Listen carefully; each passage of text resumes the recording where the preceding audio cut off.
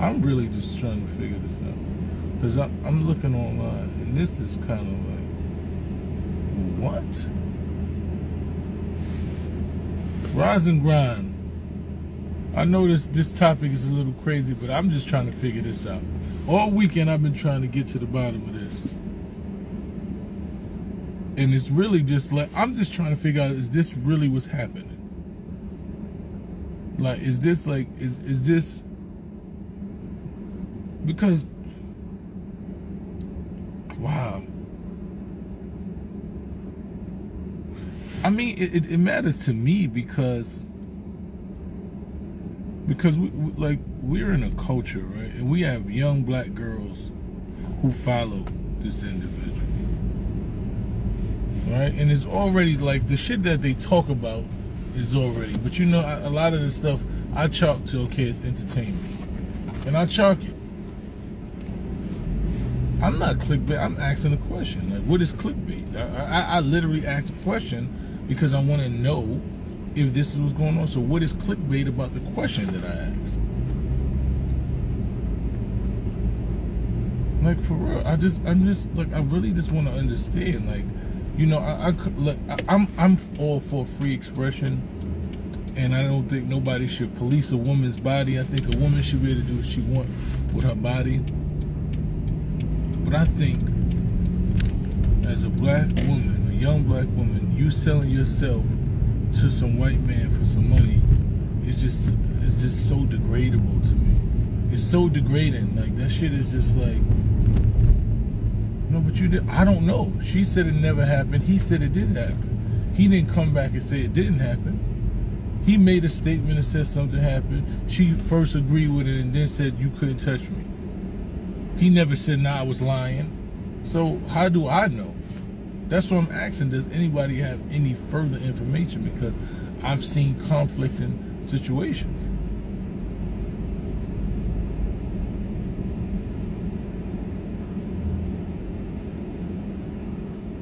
I mean, I actually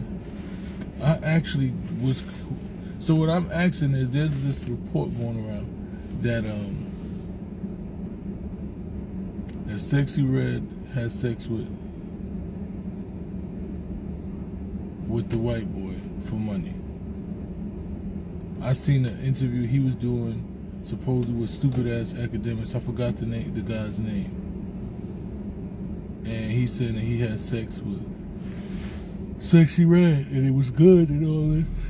And then she said, no, you paid me to take your virginity, and that's what I did. And then she said that she didn't do it. So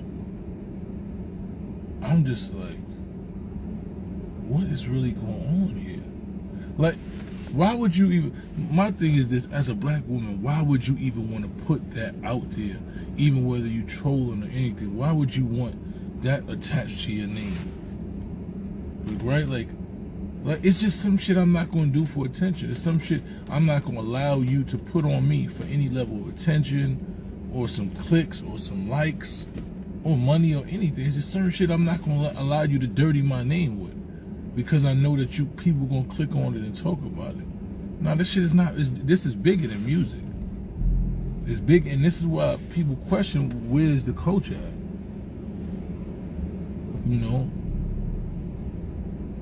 You know, like, do you got a father? Do you got brothers? You got kids. Like, this lady got kids. So why would she allow her name to be dirty like that? It's bad enough that the content, people want to talk about the content. You got a sex tape, like, now you letting white boys say they just fucked you for money? Like, I don't even understand. Like, it's really crazy to me. Like, how have we come to that? How did we get here?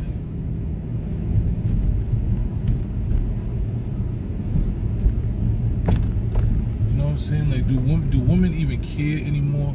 Like, that's the thing. Do women even care anymore about how they perceive, about whether or not they respect it, or have they just come, in this era, have they come to a point where it's fuck all that, I don't need no respect, I don't want to be valued, I just want to be seen as sex, I just want to be Like, is that where we are? Like, is that where we are with the young girls? Like, I don't want to put that on, but if that type of shit is accepted, is that where we are? Like, are we at a stage now where we made a decision that women have said, fuck it, you know, in this quote unquote sexual liberation era, I don't give a fuck how I'm perceived. I don't care about nothing. I'm selling pussy. I'm giving it out. Whatever it is, I'm just all for anything.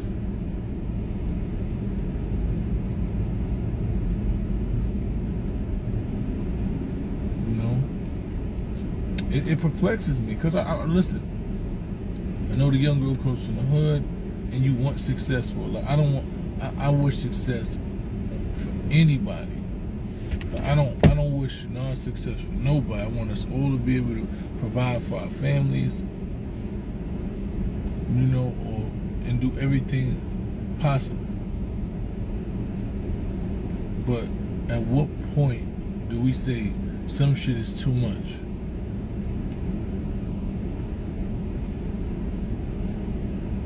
I mean, you're a professional rapper. You like pretty much the hottest girl rapper out. I know you probably getting 100,000 a show, 150, no less than 100,000 a show.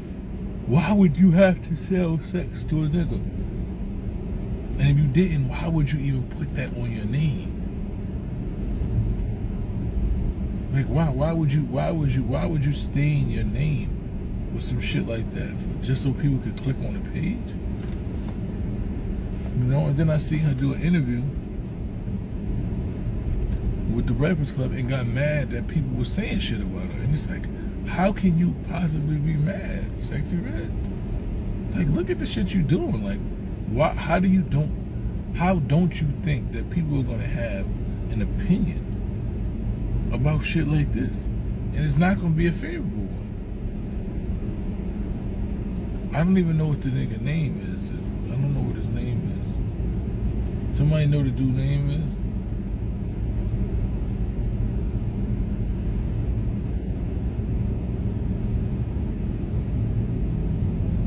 I don't know, man. I'm just confused. It's just really like, how did we get here? Like, it's always been thoughts and, you know, loose women and all that, but it never was some shit that was glorified. It never was status quo.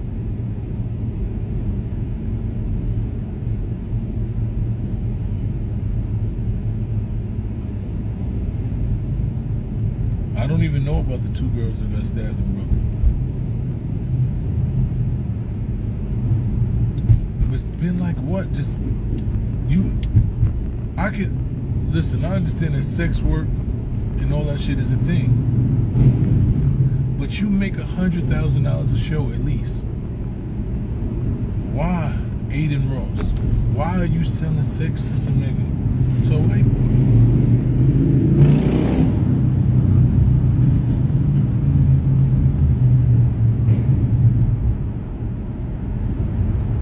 I'm not worried. I'm just confused because this, contrary to what y'all believe, these are our young black women, man. These are the representatives that they're putting out of our young black women to the world. And these are the most popular young black women that we have. Twins got stabbed for rejecting a man's advances.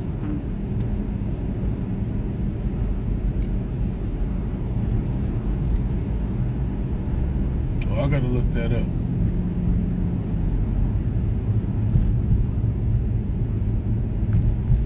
Definitely gotta look that up. Well, how am I bashing? What are you? Focus on what men? I'm not bashing anything. I'm one of the main people that hold men accountable for a lot of shit. Men gonna always buy pussy. That's the thing, man. If you gonna sell pussy, men gonna buy pussy. So I don't know what level of accountability a man should be held for buying pussy.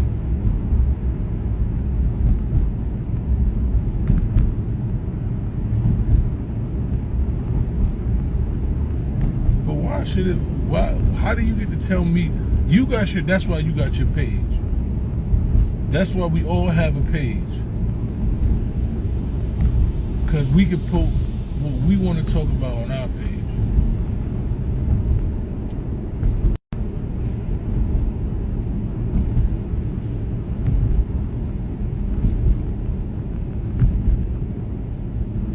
You know?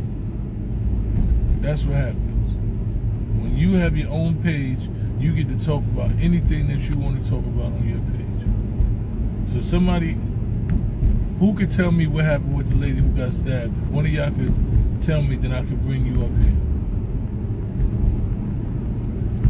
Who wants to tell me the information about the lady that got stabbed?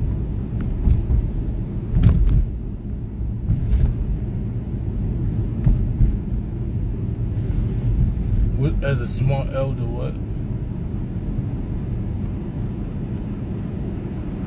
Well, I think as a smart elder, to me, well, all of it matters to me. That's what I'm saying. It's a bunch of shit to go live and talk about. All right, let me see. Yeah, because you always, let me see what you want to do.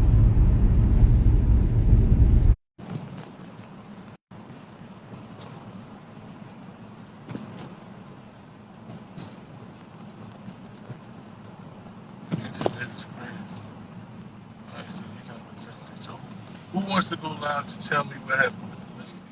Because I want to hear it. I haven't heard about it.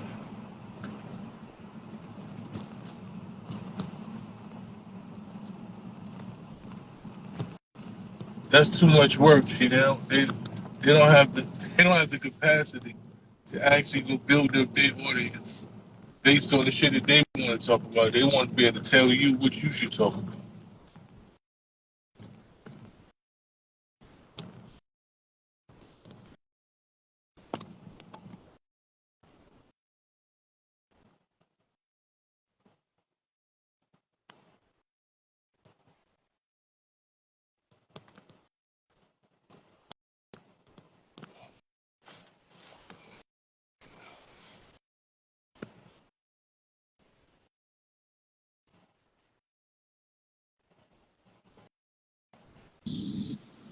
Hello. Good morning. Good morning. Good morning, beloved. How you doing today? Respect, respect. Yeah, I didn't mean to rub you the wrong way with my comment, bro. I'm a little, that shit just was a little darkness. You know what I mean? That incident that happened, whatever. And Yeah, I didn't even know about it. So yeah, I agree with you. I agree with you. I'm anti-sexy red. Like overall, you feel me? I'm anti whole culture. But I'm not really anti. I'm not. I don't even want to put that I'm anti that. It's just that it's perplexing to me that okay, a lot of being growing up in hip hop and understand that a lot of the content and shit that we go through in our communities and a lot of people don't agree with it and sex and the drugs and it's violence and all of that shit. And I understand that. As you get older, you veer away from it because you understand the effects that comes with it. But if you've been in it, then you have to understand that a lot of these kids haven't reached where you are. So that's not an issue for me, because I realize we evolve as we grow. So young people do shit that young people do. And you just got to stay with them for a while. But this is not just rapping. This ain't just content. This is you openly and wholeheartedly accepting money for sex from white boy when you actually at the peak of your career where I know you making enough money where you ain't got to sell no pussy. but So let me why would you either do it or why would you even put that on your name? Like what? How does that benefit you? So let me it put it really perplexed me. the Adin Ross, because that's what they were saying in the comments, right? Allegedly, she did that with Adin Ross, right? So just to put it in context, he's like the white Kai Cenat of YouTube. You feel me? Like he got mad, like he got mad influence. So she probably did it to further her career. You feel me? You know what I mean?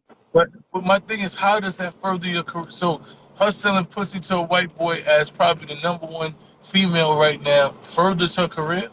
It adds value to her. No, like in the kind of way where look, and I'm not trying to make excuses for it, right? No, But I just want hear me out. Like, to understand because yeah, because because these see, are things that the culture that I'm not in tune with. So this is because why I'm asking the if question. if if if I think if it would lose value to me because if I'm a fan of yours and this and that and I'm oh she dope and this and that and then a white boy could just pay you for some pussy, then it's like I don't even I'm not even that in tune. It's like you so you really just a whore.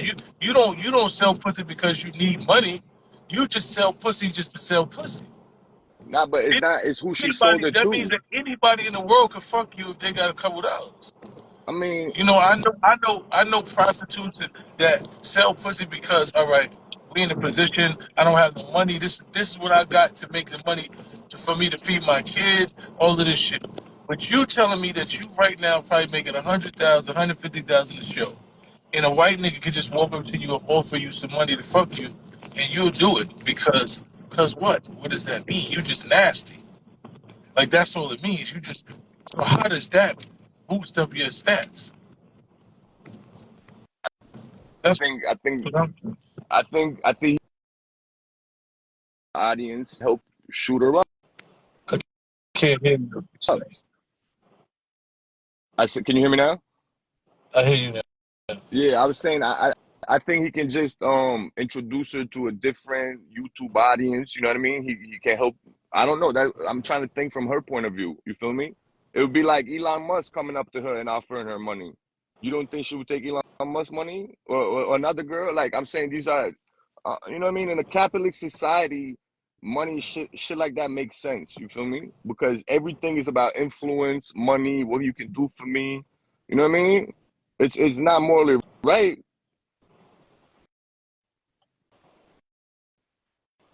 You breaking up. You can hear me? Yeah. So look, what happened? Damn, hold on. Let me switch I don't my know. earphones.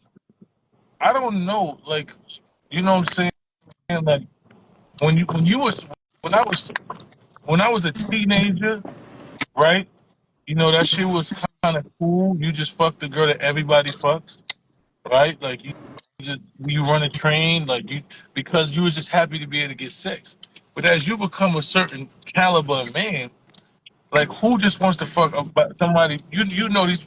You know they got all types of chlamydia, all type of discharge. Your pH balance is off. If you just fucking a bunch of niggas, like as you grow as a man, you understand that shit don't it doesn't do nothing. It- She ain't got no walls. Like it ain't really it ain't a flex. Did you see did you see the basketball player for the Houston Rockets that's dating that older chick and Gilbert Arenas and Nick Young was making fun of him, talking about how they had her in the backseat and all that? Drea, Yeah. yeah, so I think that's true. Athletes, rappers, they all start recycling the same girls. Like the higher they move up, the more they recycle the same But no, higher. even in Drea's situation, right? I understand. When you look at Drea still needs money, right? Drea don't come up here talking about the nigga she fucked. If you're not in a circle, if you're not in the circle of the dudes who had sex with Drea, then you don't know. You just look at her, she a bad chick, That's you it. know what I'm saying? But she still has value. And She look good. that's all you look. You just look at her, see a bad chick. So unless you doing real homework and you running around and you like, yo, blah blah blah, then you don't know. Like I didn't know that Drea was fucking everybody. But That look, she was, you know, she was dude. I didn't oh, know that. That wasn't something that I was privy to. So if I ran into Drea right now, you know, and I'm a single man and this and that, I'm like, this is a bad chick. I'm bagging. I'm thinking I got something. But Sexy Red is just talking about she just had sex with some nigga, a nigga from the internet for money, and you making 100,000. Like you are the chick. never. Like you the chick You right now. underestimate the fact that that dude is like the most important dude on the internet right now, like one of the most important dudes on the internet. You feel me? Adin Ross, he's the most I'm telling important you, dude on the internet. I told Okay. he like the white Kai Sanat. You feel me? He like the like that to put it in perspective. Not quite, but like they have the same type of stature. You understand what I'm saying? So The she guy that Nicki sits with, so she was fucking him. She had sex with him for money for clout. So she yes. could say she okay. So, You know, and okay. I he get it. gonna probably stream her music. He gonna sit down with her. He gonna, you know what I mean? He gonna like her. He probably gonna bring like another million people in her streams and shit. That shit didn't happen before. You understand what I'm saying? So he's gonna give. I don't think she. I don't think he can do nothing more for Sexy Red than she is. I don't think. I don't see. There's no more upside to Sexy. I think Sexy Red is where she's at a pinnacle where she's not gonna make $1 million a show. Casa not. Adin Ross. Fuck. Only thing it does. I don't think. This just me. Right? If I'm a nigga from the hood and a white boy paid you to fuck you, you lose value with me. You understand what I'm saying? So Right. I don't know. Maybe I don't even understand her fan base. The fan base, I believe, the fan base that she have is geared towards the streets. I don't think she got no. But You know what I'm saying? I don't think. she already got the streets sold up. She's trying to go for the like Aiden is gonna bring all those nerds and then computer people that just sit there and download shit all day and click shit all day. So she just now at this point she just selling pussy. All right, okay. You I get it feel me? now. I guess. Yeah. That's all I can. That's the only sense I can make out of it. You feel me? You know what I mean? Okay. I mean, if it makes sense, then it makes sense. But again, like don't think. I think. I think the combination. I think the combination of drill rap and sexy red type shit is detrimental to young people overall. If we're really breaking it down, you feel me? I mean, Because I think all of those things are detrimental, right? But I also think that, like when we was doing gangster rap, you had that it other was a process, options. right? It was, You it had was, it Atomic was, Parties. You feel me? You had Most Defs. You it had was, conscious rappers kicking knowledge. You feel me? You don't have that no more. They don't exist. You understand what I'm saying? no, I mean, they they do exist, exist. but you They don't listen to actually them. exist. They don't. They No, don't. no, we They exist. exist. This is what happens. They It's not not. It's not heard. prevalent in the culture. Right. It's not prevalent in the culture. People are not promoting it. And the But you got, message is not got cool. It's not like back in the day. It was kind of fly for some people to read and be knowledgeable and shit. You know what I mean? You had certain shit that was like people was kicking knowledge. You don't really have that no more. You know what I mean? you do, no, you do, bro. And well, the thing is this, right? The thing is, if you looking for knowledge, you can find it, right? If you go on the internet and you look for, if you search and you listen to music, like every day, I find new artists and young dudes. I got a segment on my podcast now that we do where we introduce different songs and even songs from quote unquote drill artists that have substance and have levels of positivity to a certain degree and consciousness to a Right. certain degree that's not promoted. So a lot of times we just see what's in our algorithm because they see the shit. That's what happens with the algorithm. The algorithm shows you the shit that you look at They most. control the scope. They control the scope. That's Yeah. a fact. They let you say, okay, this is the shit that you look at most. So that's the only thing that's gonna come on your page because we see that all you tune into is this. So now your timeline is gonna be filled and overflow with a certain type of music because that's what it believes that you want to hear. You know what I'm saying? So that's what they do. But But like, there, no, there no, are positive artists out there, and it's not just huh? about being. It's like, yo, bro. Back in it, when I was coming up, bro. Right, I'm from the 2000s. Right, I'm from the 2000s era. Right, I'm 35 now. Right, yo, bro. I love backpack rap before I fell in love with street rap, with gangster rap, because you go through stages as a man. You understand what I'm saying? Mhm. It's like the quality. The like before that you had KRS One. You know what I'm trying to say? Like that shit. Like they, it's not it's not cool to like. It's not prevalent. It is. My thing is this. You listen to me. Real shit is always cool. And That's what I'm if you let saying. a They're not nigga making make it. real shit cool no more, No, bro. but what I'm It's trying hurtful, to bro. tell you is, no. You gotta continue to stand on your square. I don't give a fuck what a nigga do. You never gonna make me think being a dope fiend is cool. You never gonna make me think being a rat is cool. You never gonna make me think being a coward, a snitch. None of this shit. You never gonna make me think none of the shit that I know ain't cool is cool because I know it is. Right? So we don't we can't allow the trends and people who are weaker than us to dictate what's cool to us and what's cool for us. I like that's what I'm trying to say. And when your moral compass and your mind, you know the shit that's right and wrong. Right. Like I don't give a fuck how many times you show me Sexy Red and Suki out there talking about selling pussy, and nobody's gonna Lauren make me Hill. think that Lauren her. Hill. I want Nobody's my gonna image make of me women to be think. like Lauren Hill. You feel me? Yeah, Like, there's no way you gonna make me think I'm gonna marry a bitch like or want to be with a bitch that's selling her pussy to a Twerk, white nigga. It's no way. That's twerking, never gonna be my twerking with ambition. a stomach. You know what I mean? Stomach out. Like that's not a good imagery, bro. That's not good. You feel me? That's not. You know what I mean? Yeah, But that's what I'm trying to say. So there's nothing at all that you can celebrate to make me believe that that shit is okay, and that's what it is. And I had a conversation yesterday about this. I'm like, yo, you know what's right from wrong. You know what your moral compass is. You know what you feel is right. How do you let a culture or anything convince you to do shit that goes against what you are? If that's not what you are, then that's not what it is. That's it. It ain't what it is. You know what I'm saying? So it is always cool to be smart. It's always cool to know real shit. And it's always cool to be principled and have morals and integrity. That shit ain't never gonna go out of style. I don't give a fuck who try to tell you. And the people who try to tell you it don't is because they don't have it.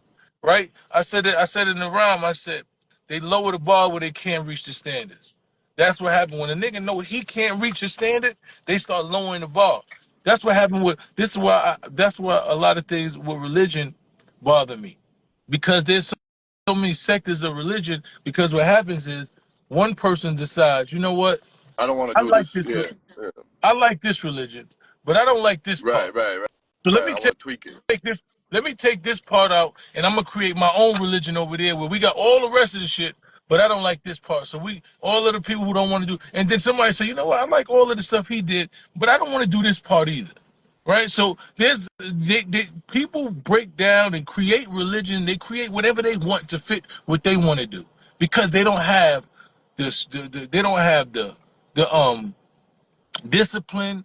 They don't have all of the shit that comes to actually do what's The necessary. tools. So people just They're keep not. lowering Yeah. the bar, keep lowering the bar. It's like they saying, yo, in order to get into this school, you gotta have a 95 average. And then, what happens? Somebody says, you know what? I'm in a position now that I'm gonna lower the average to 90. And then somebody say, I think that's elitist, and I think people with 85 should. So you just keep on lowering the No, bar and yeah. lowering it. So No child left so, behind. You know about that, right? yeah, so Come exactly. So on. more people is They able to fit into the shit. they So graduating people now that that can't now read. you have exactly. So now the criteria for it is just disappeared, and people want mediocrity. They want you to celebrate mediocrity. You know what Yo, I'm saying? why They want though? everybody to be included and all that. Nah, some shit ain't for you, bro. You got to go do that This shit because is about you don't reach the standards of this, shit is about and that's control. just that. This shit is I about don't want. control. It's about Yeah, but I don't. control. It's about controlling the It's just masses, like bro. Sheep is yeah, it's just dumb. like They're easy to control because they dumb. You understand what I'm saying? exactly. They want to lower because they don't have the skill set, the discipline, all that shit. It's like if the NBA just start lowering the rules, yo, you know what I'm saying? You don't have to do this and you don't have to play this good. Niggas, they can't do that, right? In hip hop, in this genre, in this culture, you don't have to have a skill set. They actually can create to you what's hot. The masses and the media can tell you this is what hot is now. You don't have to have any lyrical ability. You don't have to know how to rap. You don't have to be on a beat. All you got to do is be able to sell a story and people pay attention to you, whether it's dumb shit or not. But If you can get attention, you can the, garner any attention, then we can make you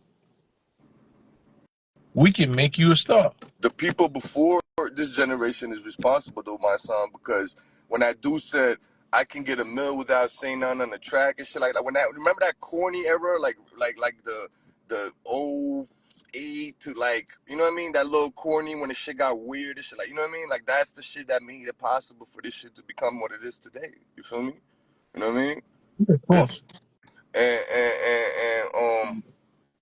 it's to the point where now it's like is art imitating life, or is or is the shit or is life imitating the shit? You feel me? Like like is the confusion is at an all-time high. You understand what I'm saying? Yeah, yeah, But to put you it's on true. real quick with the shit that happened in BK, right? So basically, to make a long story short, right, it's been an unfortunate time, and that it was the shit on the train. That shit happened on the train, and then this shit happened. There was these two twin girls. One of Hmm. them, they both got stabbed, right? One of them died. Rest in peace. You know what I mean? Prayers to the one that's fighting for her life. You feel me? And from the video I seen, it was a group of young men. It looked like they was in the doorway of a store somewhere. They said that the girls was gonna celebrate. They was gonna have some type of celebration, and the mom was either there or she came right away as the shit was happening. So basically they try to holler at the girls. The girls was whatever, and because they got rejected, like one dude flipped out, and you know what I mean. And that shit is sad and unfortunate because is bro. Imagine you doing everything right. You want these parents, and I know many of them is out here sacrificing, doing what they can, and then you bring your kids to an age where they almost on their own, and then something like this happens to them. It's like, So she come got on, stabbed. man. Because, so was it black kids? Was it what? Like who In the stabbed her? Because I video, was. it looked like black kids in the video. I mean, they might have been dark skinned, but they looked at black. They might have been dark skinned Spanish people. In the video, it looked like black kids in the video. So my thing is this, right? And this goes back to, and I don't want. I'm not just trying to equate it to this, but it was a conversation I had months ago, right?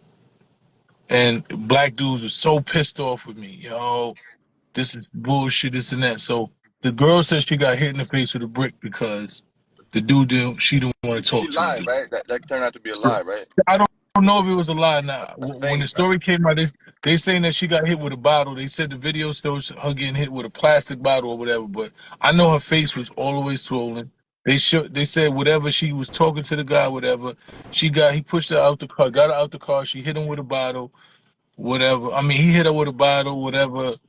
The story, whatever it is, they saying that the story was different. I was supposed to interview her, but she had literally got arrested because they said that she did something wrong. So I don't know all the particulars. I know that I read a thing saying that she got hit with a plastic bottle and it wasn't a brick, whatever. So I went when I heard about the situation. My commentary was, right. I didn't know who did it. Nobody knew anybody who did anything. Nobody had identified. She just said it was a black man. And I said, any black man that would hit a woman in the face with a brick for not talking to her is a coward. any man, Right? any man, yeah. Any man. No, and I said, but I feel compelled to say, I said any man first of all, but I said, but if black men are out here hitting women because they don't want to talk to them, that shit is coward culture, and we need to be held accountable. We gotta hold our brothers accountable. If you see a nigga doing some shit like that, and you standing there, But I don't understand it's a how. history of people getting hurt. It's a history of people getting hurt when they intervene, right? What you get taught in the hood is, yo, mind your business, because I see people get killed for shit like that. No, no, no, no. I But never look, got taught But my that. son, in the I white, never got in taught the that. my son in the white community, you can't put your hand on. Like if you're at a white bar and you put your hands on a white female, the other white dudes in that area is gonna intervene. You understand what I'm But I hear saying? you. But I'm trying to tell you where I'm from. The brothers intervene too. We never got taught mind your business while somebody from your community is being hurt. I I agree. never learned that. I don't know who learned that. I have absolutely no idea who learned that. You So hear what that? I'm You trying to do say hear is, that.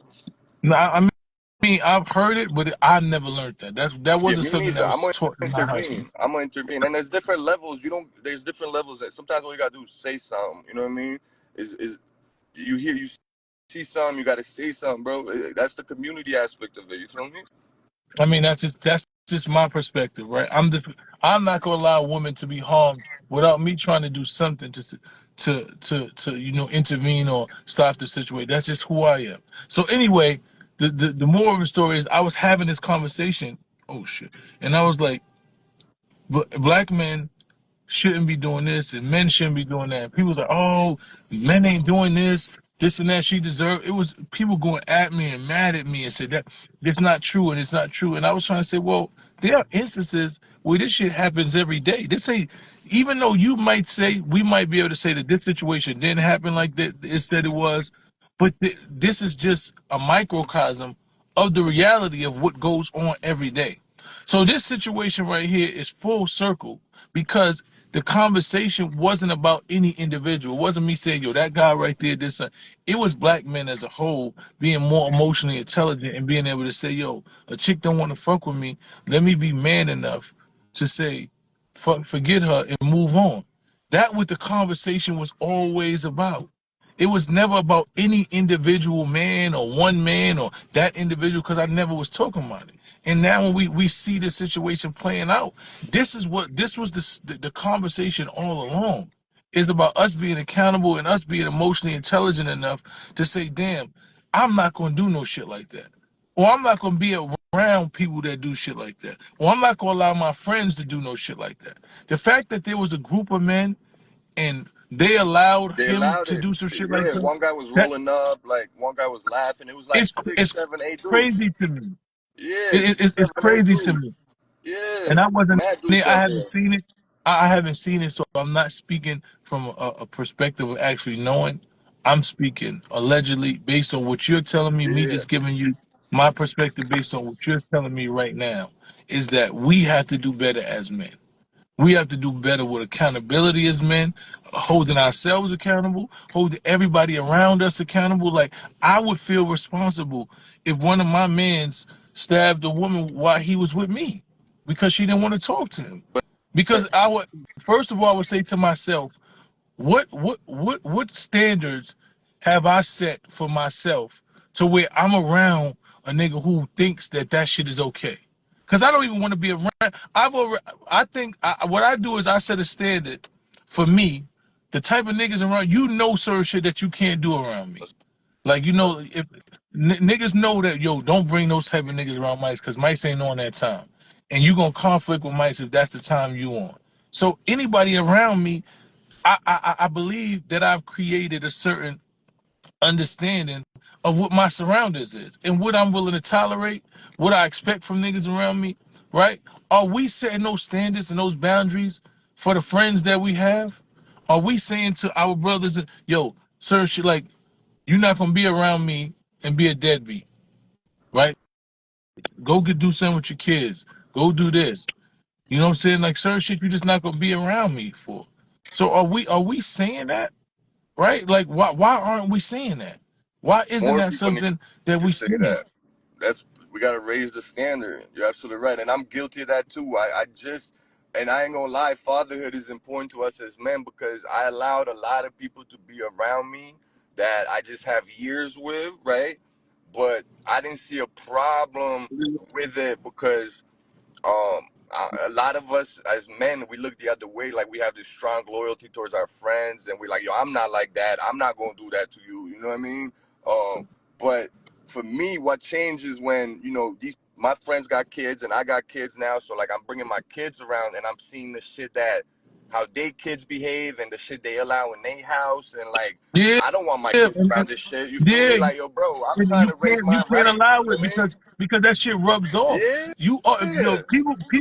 people who you are around. If you want to know who So somebody you gotta cut them is, off. You you gotta look cut at the them off. You know? if you want to know who a person is, you look at the two closest people to them, and you're able to tell who that individual is. And a lot of times, I remember when I was young, and it was kids that used to hang around certain people, and the mothers would be like, "My son is not like that," and they didn't find out their son was like that until they was in jail or until they Yep. got They killed. didn't believe it. Because Yep. they was, Yep. they ignored the fact that your son hang around niggas that still Get and into got shit. guns. They doing Yeah. all the shit. Yeah. Your son is with these people every day, and you're saying that my son ain't like that. No, your son is like that. Eventually, he That's gonna be what these are the corrupted. people here around every day. You just your son don't show you that part of him, right? And I think that us as parents, us as adults, we have to see shit like that as well.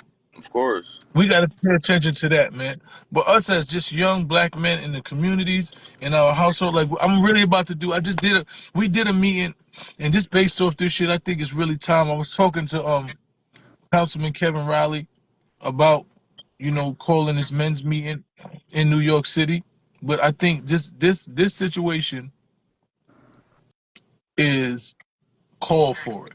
Like, we got to have a meeting with men from all walks of life where we sit in a room and we talk about what it looks like to take back our community and take back an established manhood in our community and start teaching our young boys what manhood is again. Because the fact that this shit can happen so prevalently in our culture, right? The fact that we accept, because what happens is, excuse me, it's like with everything, right? When men start having higher standards, then sexy red in them can't be glorified. Like when we start having standards and saying, yo, I'm not fucking with no woman like that. Any woman that's selling any woman that's just selling her pussy ain't something that I'm even into. Right? That's Then women are going, and it's like when men start establishing the culture in our communities, you'll start seeing them get to where they're supposed to be. But men in our communities have lost their way. They're either trying to just fit in, make money, you know, excuse me, bless you. allergies. But they're doing everything else but setting precedents and being leaders inside our communities. Like we You missing the know mark. what? You know where I feel, yeah, and Mike, like I feel like a lot of this shit come from us. We stopped marrying these girls, bro, and we stopped like being in the household with our kids, bro. Like that 2 parent home ain't it. Like, you know what I mean? Like I feel like a lot of these boys won't do the shit they doing in the street if they knew there was a father when they got home that's gonna beat their ass. Like I had a fault. You But feel the me? problem is, a lot of the fathers ain't even beating the ass. A lot of the fathers have taught these kids to do bullshit. And that's Right? even I've whack. realized That's that the worst. I Yeah, see so many. I see so many men that's raising their kids that ain't raising them with any level of morals or that's principles. horrible. They That's just not horrible. because they don't have them. Because they don't have them. That's So what horrible. happens is Yeah. there has to be a reestablishing. Like I wrote a book, and that's what the book was. It's called the 10 Principles of Manhood. Right? It's certain shit, the core values of manhood that is missing from what is being displayed right now. Niggas don't care about integrities. They don't care about morals. Niggas don't. I had a conversation. I remember a nigga said, I said, you don't care about moral, and there's a person that I respect. He's like, we don't have time to think about that. Fuck the morality of anything. We just got to figure out this and that. Nah, Morality that's is that's everything. not that's not for me. But for me, if it's not morally, if it's not morally sound to me, the rest of the shit around it don't even matter to me no more.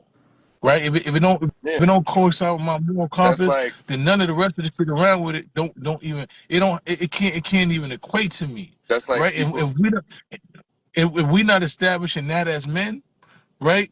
If we telling our kids, fuck that, just get money, everything else don't really matter, right?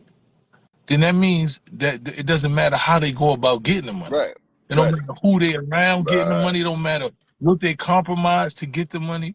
We can't be mad at the kids because you made them believe that their whole value system is based on finances. You can do whatever you want with finances. People, niggas don't give a fuck if you the worst person in the world if you got money, and that's what we do. That's what we taught our culture. That's bad. That's bad. That's bad, That's bro. what we taught our culture. We taught our culture. We don't teach our young men emotional intelligence. We make our ego supersede our intelligence. Like these young boys I teach in schools, and a lot of them is willing to crash out and lose everything over their ego. And I remember a time where that was me, where you said some shit that I felt was disrespectful in front of people. I'm willing to lose everything over the words that you said to me because I don't want to look like this to somebody else. I'm gonna lose my family, lose my freedom, my life, and all of that because you said words to me in front of people that might make them think that I'm soft or something, right? And what happens is that's where our this is where our generation When is. in reality, that could be further from the truth because anyone that reads the Art of War, any type of war strategy or stuff like that, there's many times where you got to retreat, where you got to walk away. There's many times where you got to, you know what I mean? The name of the game is surviving, living to fight another day. That's the shit I was taught. You know what I mean? You know what I mean? Like survival is key. You feel me? You know what I mean? And people that you can't fight every battle, man. What's crazy is this whoever this boy is, young man, I don't know if it's a man, young, I don't know what it is. Whoever he is, he's gonna spend the rest of his life in prison because of words. Because he lacked emotional intelligence so much that he allowed somebody's words or just rejection to trigger him to take someone's life. bro, Just this is what being taught inside our culture. Like our bro. culture, and we Crazy, celebrate bro. that. And you know what's crazy? What's Crazy, bro. crazy is it's gonna be a nigga saying free him. Yo, Mice, It's I gonna be a read bunch of young niggas screaming, "Free my man!" That just stabbed a that did some woman bullshit. because A she didn't want to girl, talk to free my man. two young And we gonna and girls, you bro, and if that you did and if nothing. you say and if a nigga say, nah, don't free that nigga, he need to do his time and he need to get his mind right, niggas gonna say, yo, you a hater, yo, fuck you ain't for the culture. We celebrate the dumbest shit. I'm not yelling free a nigga that do some shit that goes against my moral compass. I'm just not doing it. Yo, And if you do it, that's cool for you.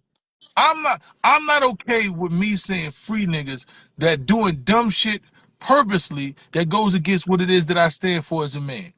If you are yelling free a nigga that do shit that I can understand, we when we young, right, we make mistakes, you know, we do things that we hot headed, this and that. But I'm not gonna scream. Even if you my man at this age and you do some shit that goes against what we both know as men is wrong, right? I'm gonna hold you I might accountable. support you. I'm I'm gonna gonna hold hold you you accountable, accountable though. and support you. I'm gonna hold you accountable. I'm And you gonna hope did that, that bro. you able to negotiate the best deal for you. I'm gonna hope that you able to be free at some point to come home to be able to make amends for whatever you did. But your accountability is your accountability as a man. I'm not screaming free a nigga that goes against what it is. I'm not doing that shit no more. Yo, It's Mice, not. I read some shit. I read some shit the mom said this morning, right? And she said she was trying to hold the blood down, and as the girl looked at her word and said, "Mom," like she wanted her to fix it. You know what I mean? And then And she you, said, when you can't fix it, you "Yeah, can't the fix it. mom. You know what I mean? The mom And that can't fix it." And then she hurt you said, as a parent knowing that your child is dying in your arms and they look for you to be able to do everything and comfort them and be able to tell them it's going to be all right and fix because you've been fixing shit their whole life. "Their whole And life, at this bro." moment, when No, bro, I life is wanted to leaving your child's cry, body, bro. I wanted to she's cry, looking bro. for you For real, to bro. fix it and you can't. And Only a parent that's can where we are understand in that, this bro. culture. Only a parent can understand that, bro. Like that's our I greatest know that vulnerability, feeling. bro. I wanted to cry, I know bro. that feeling. And that's why I try to do everything possible. She said people wasn't trying to help. Everybody was recording. She said her own friends were sharing the video and shit. Like, come on, man. Like, what we doing as a people, bro? As a humanity, bro. Like we losing our We've humanity, lost bro. humanity, People would bro. rather record these little girls dying with the mom trying to, instead of helping her, calling 911, something. Do something, bro. Like, come on, bro. And then the friends is sharing the video because it's a big news event and shit like. Bro, these people got families, bro. Like, come on, bro. It's not like these girls was gang members and they doing drills and shit like that. These girls just didn't want to give somebody their number, bro. Like, fucking A, bro. And this shit come from men, because I seen grown men my whole life.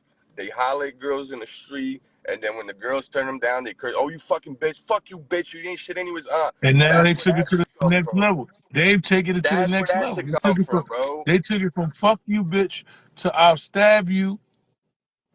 I watched it before a dude hit a chick with a wood. He knocked the chick out because she didn't want to talk to him. Come Niggas on, laughed. bro. They had it on video. They recorded it. Now they stabbing them. Come on, bro. Like, what the fuck, bro? As a man, you understand rejection is part of life, bro. I've been getting rejected by females my whole life. Some is gonna like you, some is not. Me personally, I don't like to approach women in the street just for that reason. You feel me? I'd rather do it in a lounge, a bar, a club, somewhere where they are more on that type of time. You feel me? The crazy But thing for me is me having conversation with women and them saying that they they entertain men and they'll take a man's number because they scared yeah, that if they don't, he might do isn't something to that harm them. crazy? They gotta play along. Like these women have They to play can't like, even reject it. come on, bro. They have to assess the Right. situation and say, you know what, Right. I don't even want to talk to this man, but I don't know if I tell He him looked no, crazy, or whether he or not looked brolic, he'll or hurt me. yeah. That's nuts, bro. That's nuts, and that's the setting. Like that, we as men have to fix that. I don't know how else to say it. Like we as men And have to that's fix it. There's that. no other way to say it. And Yeah, that's why I'm because saying I'm about to set up this meeting in New York City for men only that men sit in the room and we discuss and come up with tangible ways of actions that what we're going to do in communities, and we create our own, build our own community in each and every hood, from elders to youth to And, gang members. Everybody has to and, have and what we call just have rules in our communities. Like we got to have standards to set standards and rules in our communities again, because there's no more of that. There's no more of that. There's no more. I watch niggas run. They like, yo, these young niggas don't listen. The young niggas don't believe that they have to listen to y'all. There's no elders in communities that make young niggas feel like, yo, you know what, this man I respect so much because he carries himself in a manner that I feel like I have to respect him. Like my uncles and all of them, when my uncles and them came into a space, there was a level of respect that I had to give them because they demanded. They earned that respect because I seen them carry themselves away all the time, that it wasn't a fear, it was respect, that I was going to straighten up when I seen my uncles walk in the room. It was certain men that made me feel like I'm going to straighten up because they carry themselves with a level of prestige and dignity and honor so much that it made me want to be better for myself. So we got to put those type of men back in the community. Right, we gotta highlight those men again. of We gotta course, have those men again. Right now, honorable these man. young boys just watching niggas. They just watching the older niggas disrespect. They high all day. You disrespect. You ain't really doing nothing all day. You hustle. You ain't doing nothing for the community. Before, remember back in the days, the hustlers, the niggas who got money in the hood, put shit back in the hood. They had block parties for the hood. They did shit. They And wanted to protect the hood. they didn't These want the niggas young is boys getting hustling. money. They didn't want the They, young boys hustling back in the day, if you nope, remember. They nope, didn't they want it. didn't. They didn't want that for These the young niggas is boys. hustling. The niggas who getting money in the hood now is tearing the new community up. They not putting no money back in the community. They ain't doing shit. No, none of the young niggas. They like, man, y'all niggas ain't do nothing for us. It's the old heads that failed the young dudes, bro. The old heads failed the young. Because if they wouldn't have failed them, the young dudes would have listened. You understand what I'm saying? You know what I mean? But damn, I was gonna say something. Boom. So just as an example, right? But in the Jewish communities in like Williamsburg and shit like that, the men volunteer, they walk in twos and shit like that, and all somebody gotta do is scream out there, and these dudes is gonna pull up like Power Rangers, run up and shit like that. You know what I mean? The And that's what men we is protecting their supposed to have in our community. community. So I'm saying that's something like yo, bro. You know what I mean? It's like yo, bro. They taking care of their own. That shit mean like It you know what I'm means saying? It means something. something. It It means means something. something, bro. It establishes unity, right? Order, It order. established it is it's established order, it's established camaraderie and boundaries. People know that, yo, the craziest thing is when you walk, I don't give a fuck who you, the most gangster nigga. When you walk through a white community, you straighten it up.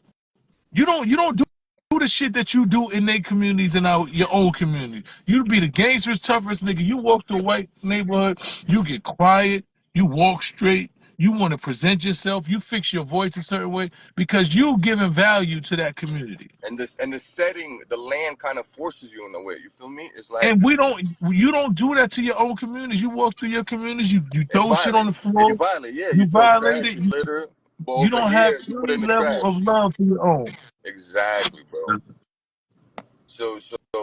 Yeah, the men, man. Listen, man, bring back. Remember them dudes that used to ride the train back in the days and shit. Bring them dudes back, Yeah, the bro. Bring guardian all that shit angels, back.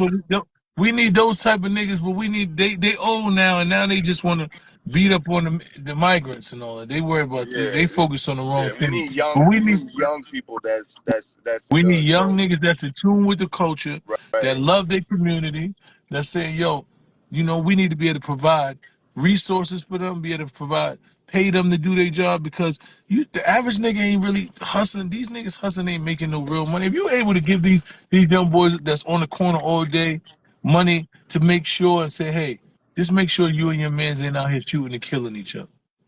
You know what I'm saying? Let's just make sure that our community is safe. Make sure our community is clean. And You know what I'm saying? and if you Give them, put give them, give them, you give them some responsibility. if you put Make them believe that value you believe in them. right, and you got to put value in people doing the right thing again, because it's That's like it. I believe righteousness is in everybody, but that shit gets maybe not the sick people that's born psychopathic and shit like that. You feel me? But I'm talking about But for like the most that part, yeah. righteousness. It's in everybody, bro. It's just got to be But brought out nobody, of like them. You you feel me? said, nobody's putting You value in it. That's right. got to put value in doing the right thing, because there's people that will take a pay cut once they understand that what they're doing is honorable, what they're doing is beneficial to more than just them, right? But you got Once to it's get them to celebrated, care.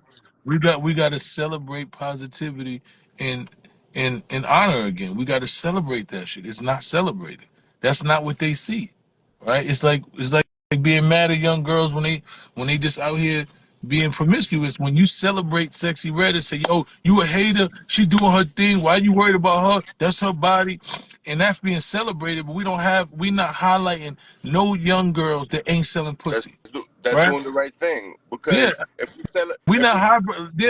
There's no three or four girl like. And there's no disrespect to nobody because I love music and everything, but there's no chick that's being highlighted that ain't doing something sexual, yeah, right? We like don't that, have like no.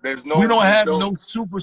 We don't have no young 22, 24 year old to 20 something year old superstar that's just not that's TV. not selling. Period. That's That's doing not what TV. Lauren. Where's the Period. next Lauren Hill at? Lauren Right? Hill, Where's the Erica next Badu, Jill Scott. You feel me? Where they everybody? at? Where's that? Yeah, where they at? Where's that Alicia at? And Keys, it's not even Alicia Keys. You feel exactly me? where's the new Alicia Keys at? Come Where's on, that bro. at? Like I want to see that. Girls playing I'm looking to instruments and see that. being musicians and shit. I Like, I want to know see they that, out man. there. I know there's real girl musicians out there. They just not being put on the top. They not being called for, and they not being celebrated. And the whole thing, what I will say with the whole culture shit is, if we put the Sexy Red on top, right? I'm not trying to kick Sexy Red in the mud, right? But the whole idea is this: But what's the what do we balance? do? Right. What do we do if we put her as number one? What do we do with the girl that's equally attractive, that is smart, that is educated, and that chooses to? She could fuck as many dudes as she wants for benefit, but she chooses to look for love and chooses to want marriage and family and shit like that. Where do we put her if Sexy Red is number one? Right. That's the only Yeah, problem. You feel me? yeah. And it's not even my thing is this: if Sexy Red is number one, then why can't we have somebody that's different that's number two, right? Or something different that's number three. But the thing is, it's only that kind of music that's in the top 7 to 8 females, But and and I'm not mad, but I just want to see something different. the I just men is do. no I want. different though, Mice, because I not for none, know. the J. Cole's and the Kendrick Lamar's is slowly getting faded out. You feel me?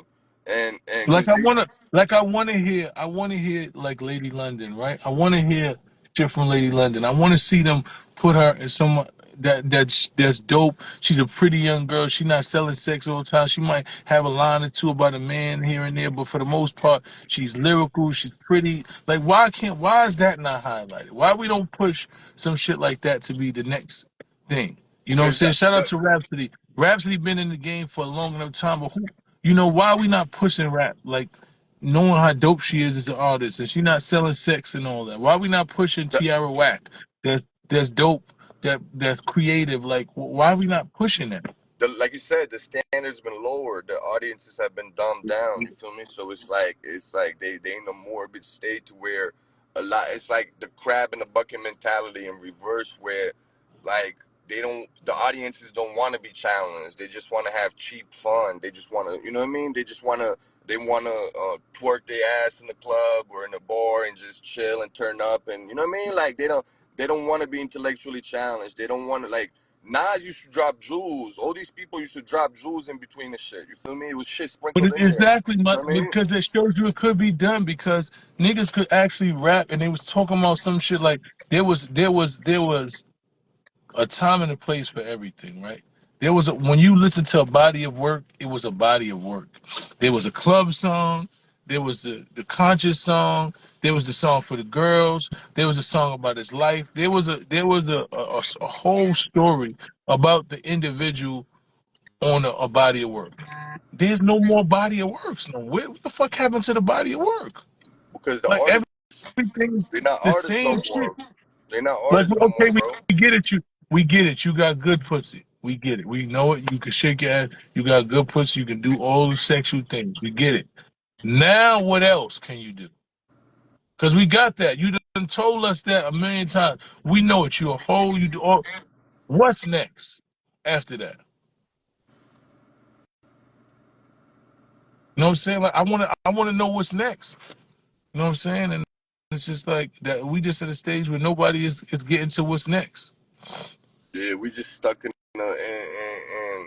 and if you really break it down, it's like the same people that own the record labels own the prisons. You feel me? And what's on the scene right now is they send the dudes is on this drill rap shit, right?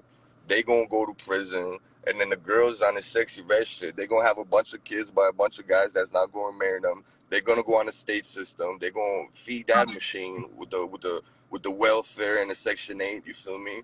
And then the government just gonna keep winning. You know what I mean? Or not the entities. You know what I'm trying to say? And it's like, how many generations are gonna have to be sacrificed until people understand that family's the key to everything. You understand what I'm saying? Gotta keep the family together. Can't break it up. You know what I mean? Protect the kids. Like, I come from a time where you're supposed to want better for your kids than you had. You're not supposed to say. That's a And fact. now I hear my friends say shit like, I did it. Fuck it. I was fucked up coming up. What? Yo, Exactly. bro, what?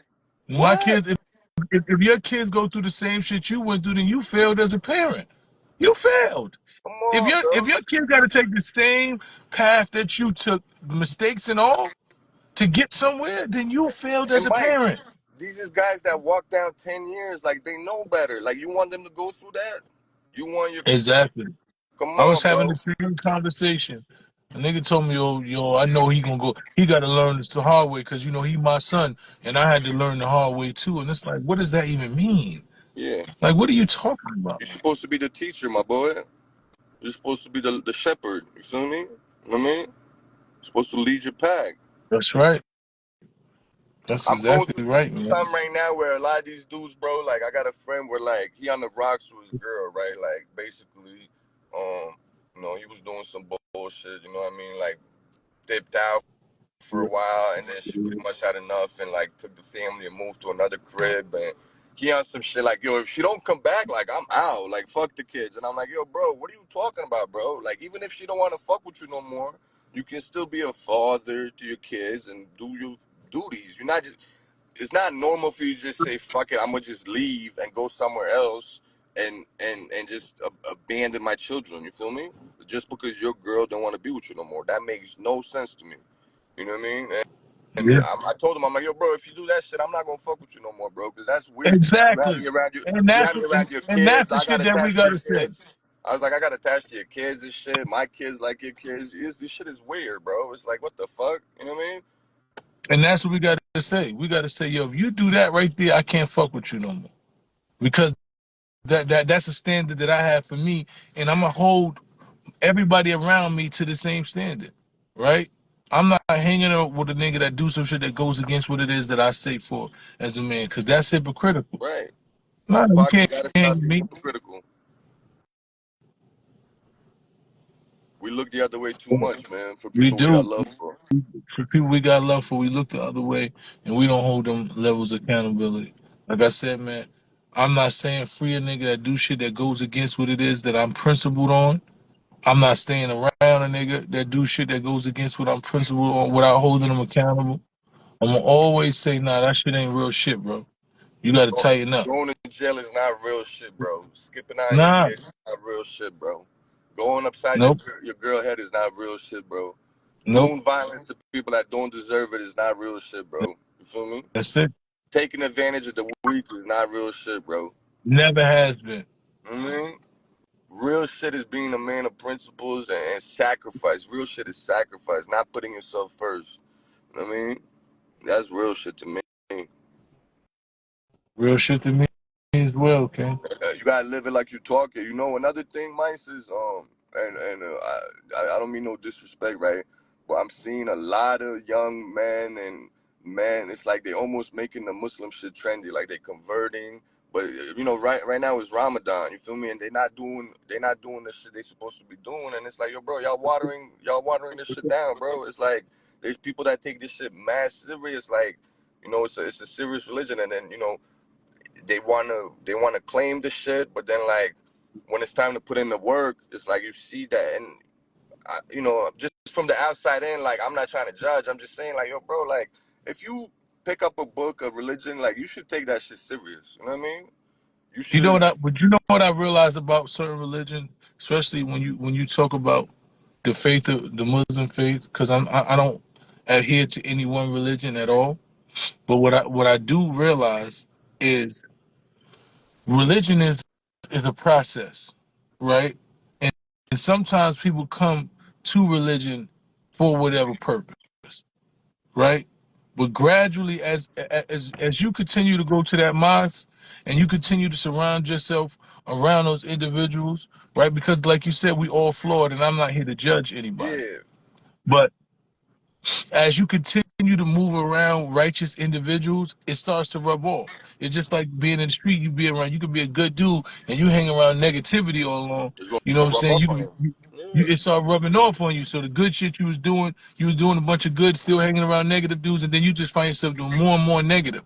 And I think in this situation, a lot of them are going to the Muslim faith because it's becoming trendy, right? A lot of the artists are doing it, and so a lot of them say, "Let me just do this and that," and they're not prepared.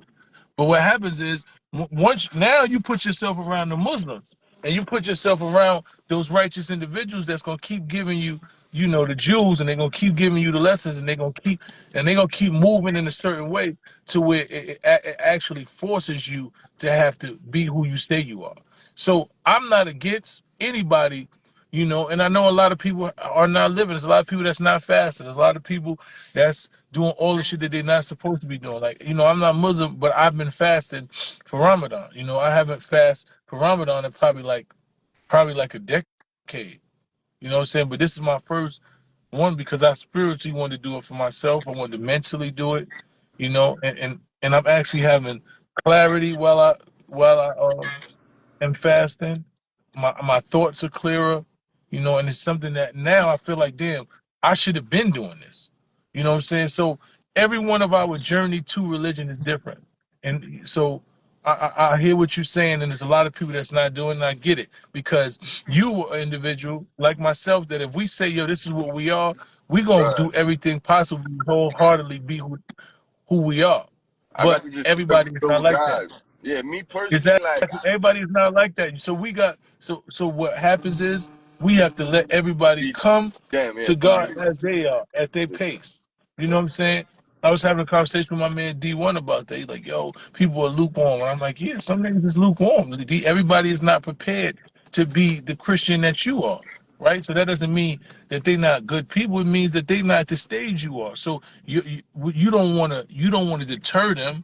You don't want to tell nigga here lukewarm where he said, fuck it, I don't want to do this at all because it's too hard. Nah, move at your own pace. Your conversation and your relationship with God is your relationship with God. It ain't got nothing to do with me. So I can't get to judge your you know your relationship with God. I'm just all I can do is give you wisdom, give you jewels and things that you can take with you.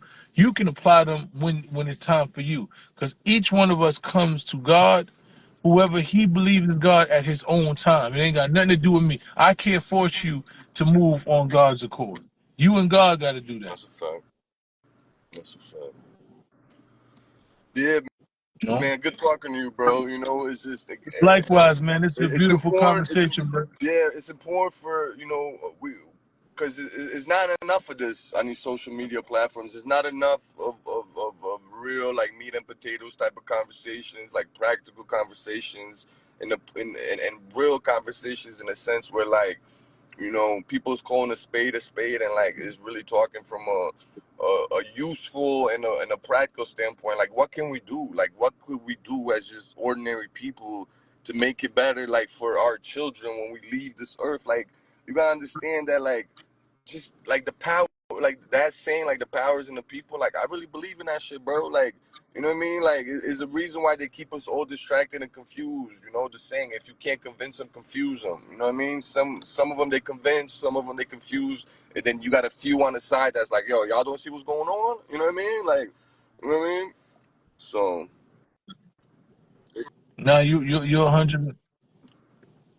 there's No, I still hear hope. what you're 100% right, man. And the reality of the situation is, each one of us are individuals, right? And I used to, and I found, and I had to get better with this, right? I can't hold another individual completely to my own standards, right? I can surround myself around my people with my own standards, but each individual is his individual, and he's gonna come to know his his God or whatever it is at his time. He gonna understand his purpose at his time. Maybe it's not my job. I'm not the person that can bring the best out of that individual. I'm not the person that has the words to be able to influence that individual, right? So I don't I'm not here to judge anybody because I know there was a time where the people looked at me and was like, yo, fuck this dude, he ain't gonna be nothing, this and that.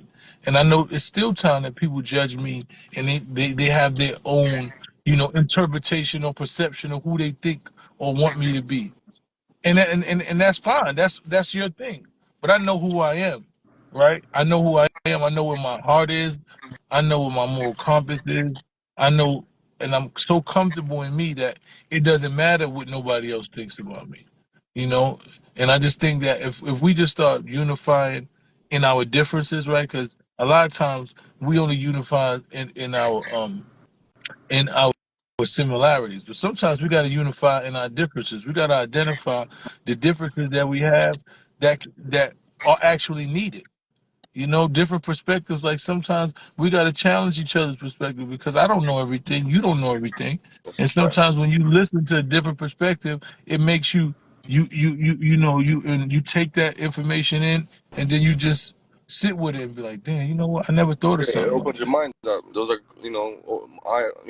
sometimes it opens your mind up to new perspectives and ideas. You know what I mean? You gotta leave room for that always as a intellectual person. You know what I mean? Yeah, always, man. Well, I appreciate you, man. Definitely, You bro. have a beautiful day, man. You as well, bro. Be safe and God bless you. Heard? Good talking to you. Likewise, good talking All to you too. right.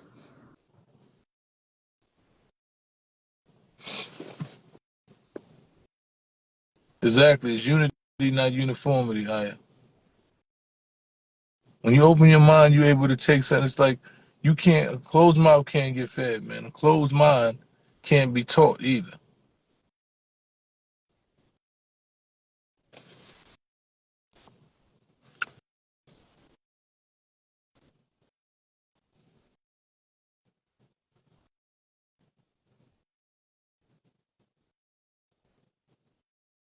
Well, it tells you, I hear you, and I'm not saying. In fact, let me bring you to because I hear what you say.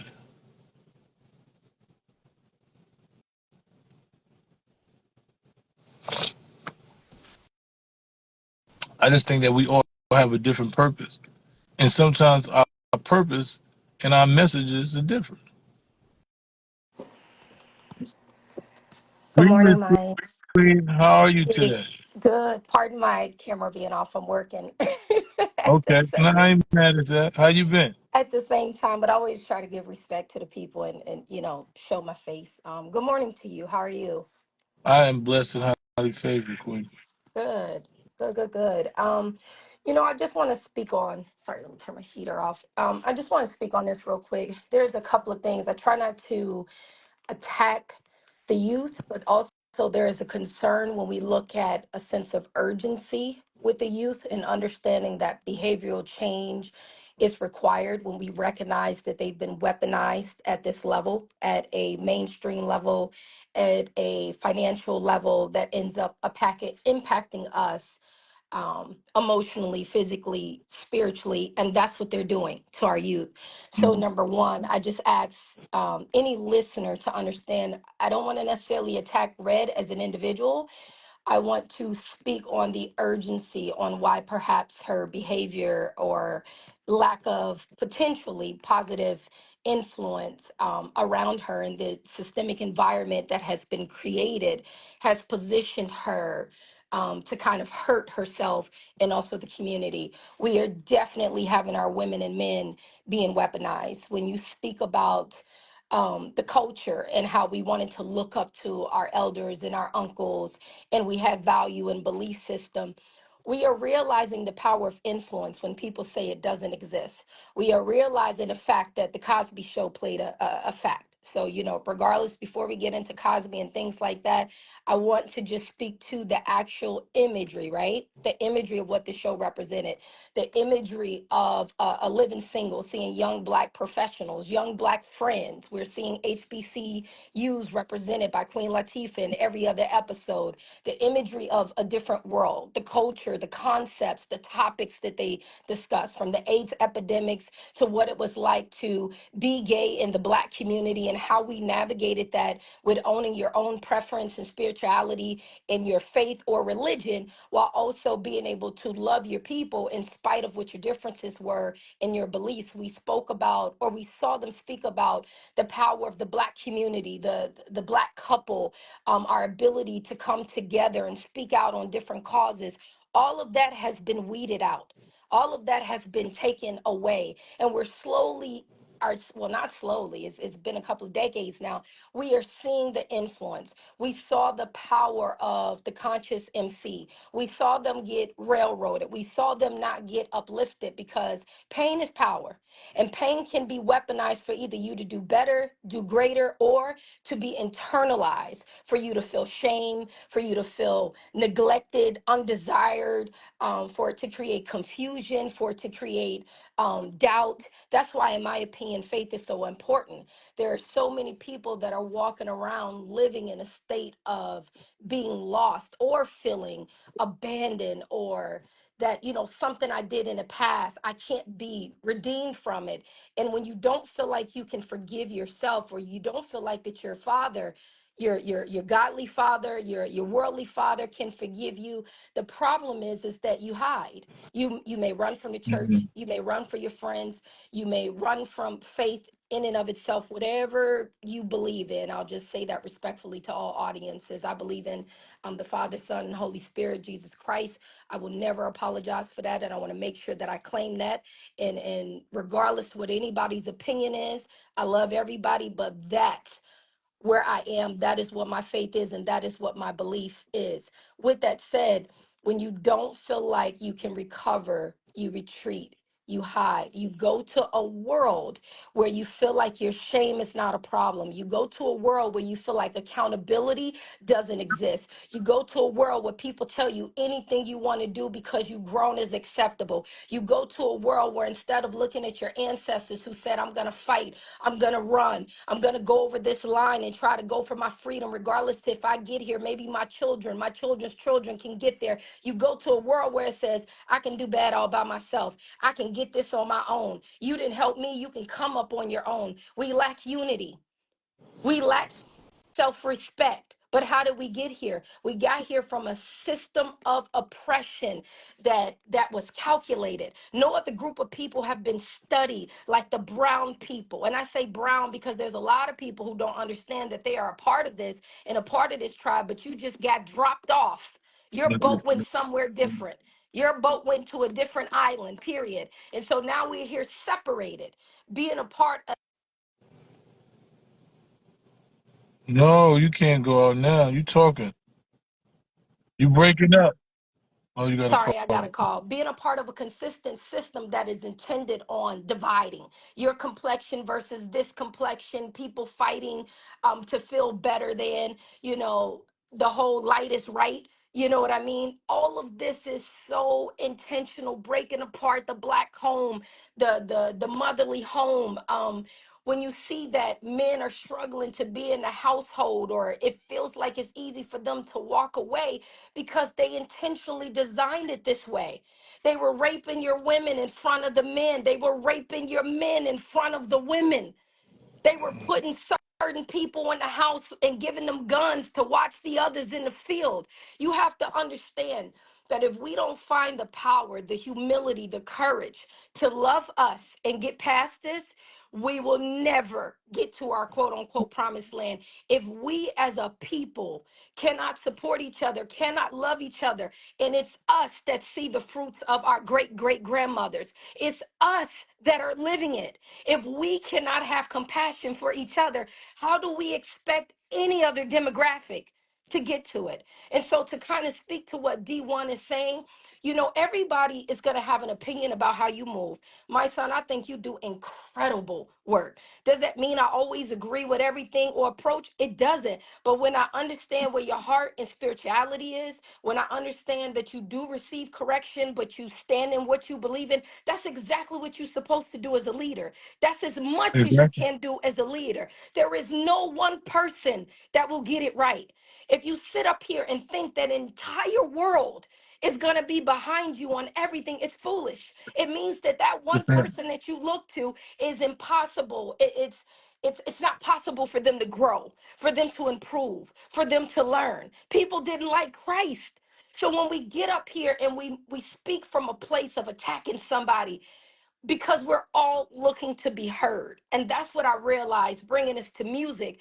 That's what I realized part of the problem is. There are people who love music. There are people who like music. There are people who are passionate about artistry. And then there are people who have realized their artistry is their purpose. And it's a big difference. You understanding that I'm passionate about something, that it makes me feel good. Well, having unprotected sex with a person that you in lust with might make you feel good. It might lead to an STD as well. It might lead to a broken household because you didn't realize that that man wasn't someone that you were prepared to share your life with, to share your body with, to share your spirit with, right? And then all of a sudden, here's a child that's born into this bit of brokenness. But guess what? You were passionate about feeling good. Passionate. But when you walk in purpose and you understand two trying to be equally yoked, when you understand that it is a blessing for a man to have a woman, it is a blessing for a woman to have a man in marriage, in unity. And I'm speaking from my belief, not on anybody else's. You understand intent. You understand purposeful living. You understand the assignment that's on your life. So right now as a community, we have spent generations feeling unheard. We've spent generations marching and fighting and saying, I'm right here. We look at our allies and we want them to speak up for us and use their skin to protect us and come through. But part of the reason that we even have to do that is because we can march and stomp and fight and hold rallies at the school that they never televise, and then a Kim Kardashian can come right in and speak, and it's as if every single activist that we've ever had in our community never says anything. So our people are looking to be heard. When we glorify giving out whoopings and beatings because it's all we know, and we don't know any other form of leadership. And so when you have a woman that's putting her hands on a young man at the 12 years old, and he's still getting whooped, probably beaten with that extension cord, and there's not a father in a home where he might receive that better, we are surprised when that young boy grows up to resent his mother. And all we see is that he should just fall in line, because this is what my people did. My great grandmother used to send me to go get a switch off the tree. I go pick my weapon of choice, Mm. right? For me to get my ass whooped. She used to hang a belt from the top of her door it hung all the way to the bottom. And if one child got in trouble, we all laid on the floor. 5 years old, dropped our pants, and she went to work with one belt. Where do you think she learned that from? And we're so attached. We're so attached to trying to have a little bit of hood, a little bit of blackness, that if we try to break away from systemic oppression and abuse, we are born leaders. We are born educators. We are born spiritual. But we have conformed to accepting this negative behavior that even when we try to break away, we're coons. You don't know where you come from. I know exactly where I come from. I know that I felt God's presence since I was 5 years old. But I also know the assignment on my life. I can love my great grandmother and understand that she beat my ass, that she would go put on her rings and beat me in my head in public. I love her. May she rest in peace. But where do you think that comes from? And if we don't start teaching our children history, I'm not saying you don't get to be hurt. I'm not saying you don't get to be upset. I'm not saying you don't even get to be disgusted by it. I'm saying you need to understand in the 1900s that she was growing up in early. Look at where her great grandfather was, who was help raising her. And if we don't start getting back to putting our education in here and holding us accountable, this cycle will repeat. And this is what's going on. We lack compassion for each other. all the way around. I may not have done everything right in my life, but I've chosen 10 years. June 14th, matter of fact, will be 10 years of abstinence since my marriage. There was no cheating, no any of that before somebody, because there's always somebody looking to attack a Christian when they get ready to speak up. So let me help you out. I'm a sinner every day. I'm a hypocrite every day. The only man that can walk this earth and be absent of judgment was Christ. That is the only one. I can wake up and do the best I can to hold myself accountable. I will not use it as an excuse to wallow in the world. I keep myself surrounded by people where if I lose my way and the enemy is trying to come after me, they say, yo, Intel, hey, what's going on? What's going on in your life? Because maybe it's not you and maybe it's the environment. Maybe it's something else going around. Maybe it's a depression. Maybe you got some of those memories that's coming up. Let's get you back on path. Let's pray around you. That's why I need my pastor. I need my sister. I need people like you that's on these platforms that's speaking like this because it's bigger. But if I can keep you in shame, if I can make you think about when you wasn't abstinent in your young 20s, right? Then here's an issue. I always wanted to wait till I was married. I was about 19 using my virginity. I can speak openly about it because I could speak to my grandmother. Because my grandmother sat me down and spoke about my body and spoke about sensations that I would feel, educated me on the STDs that were out there, educated me about men that would want to exploit my body and potentially women as well. So I had these conversations. So even though I went astray for a bit as I experienced life, I could always come back to his word. And the problem is often we're embarrassed to speak of that shame. You will never imprison me by my past. You will never. I am his child. All I have to do is pray and repent and apply accountability, which is change behavior. Then it is done. The next thing we struggle with is our own forgiveness and then trying to live up to somebody else's standard. Do not confuse standard with accountability. If you don't have anybody that's telling you to change your life now, they're wrong. You're wrong. You need a mentor. You need someone that you can turn to. You need an example. That's why I work so hard. It's not just about me to try to be modest in certain ways. I'm not saying people can't be sexy. I'm not saying that as a woman, we can't show certain things. What I'm saying is that I understand the assignment on my life. That's And it. I've chosen that even with my flaws, I've chosen when I did do music, I paused so I can hear God's voice more than my own to ensure that what I was walking towards, whether I felt like I was good or decent or not, so that I can establish and ensure that it was purpose and not just my passion, I stopped everything to make sure that I could hear him more than I could that drum kit, hear him more than I could that opportunity, hear him more than I could that round of applause. Because at this point in my life, if you pay attention, no man knows the hour, the day, but the signs are here. If people need to understand, this world can go on another 500 years before Christ comes, right? But your day could end tomorrow. So you better wake up and pay attention to this. Whatever your faith is, you better wake up and become committed to something. We are broken. Think about when you grew up. It wasn't white people talking about your shoes. It wasn't white people talking about your hair.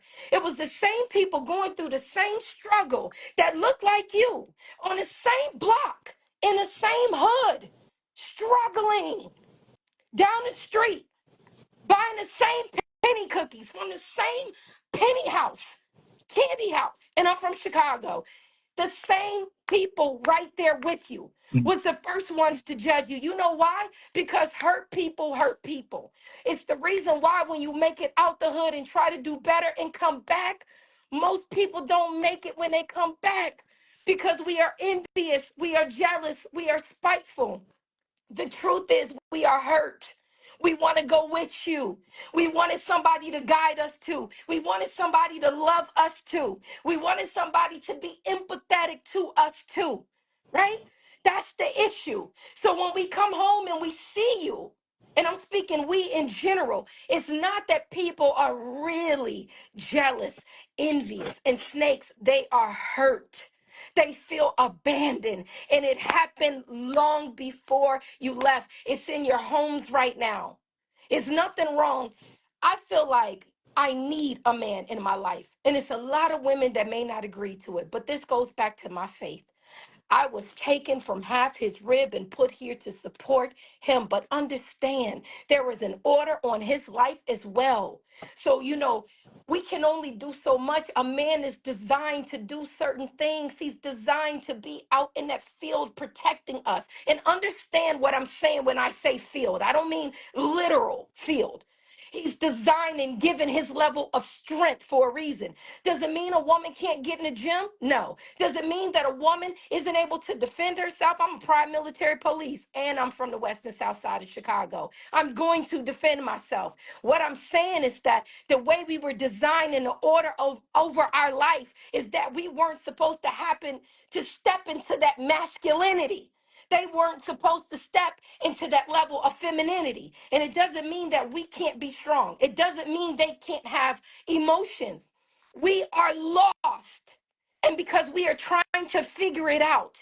And it doesn't mean that we go back to all of the old ways. Listen, as they say, Papa was a rolling stone. So the reason that you have so many quote unquote independent women today, because they feel like they've had no choice. The reason why they're hearing you so quick to talk about, oh, your grandmother did this, your great grandmother, we had more marriages, but you know what else we had? We had more hidden babies. We had more fathers that were out there sleeping around with this one, and that grandmother was So can I stepping ask up you a and question? So I don't sure, mean to, because sure. you dropping. So I ain't even want to interrupt you. That's why I just let you No, go go. ahead. But Sorry, you and I, just I came. can't get No, get no. But caught up, but go ahead. you just brought me to a point, right? You just said Papa was a roller stone. We had more marriages and all of these Hmm. things.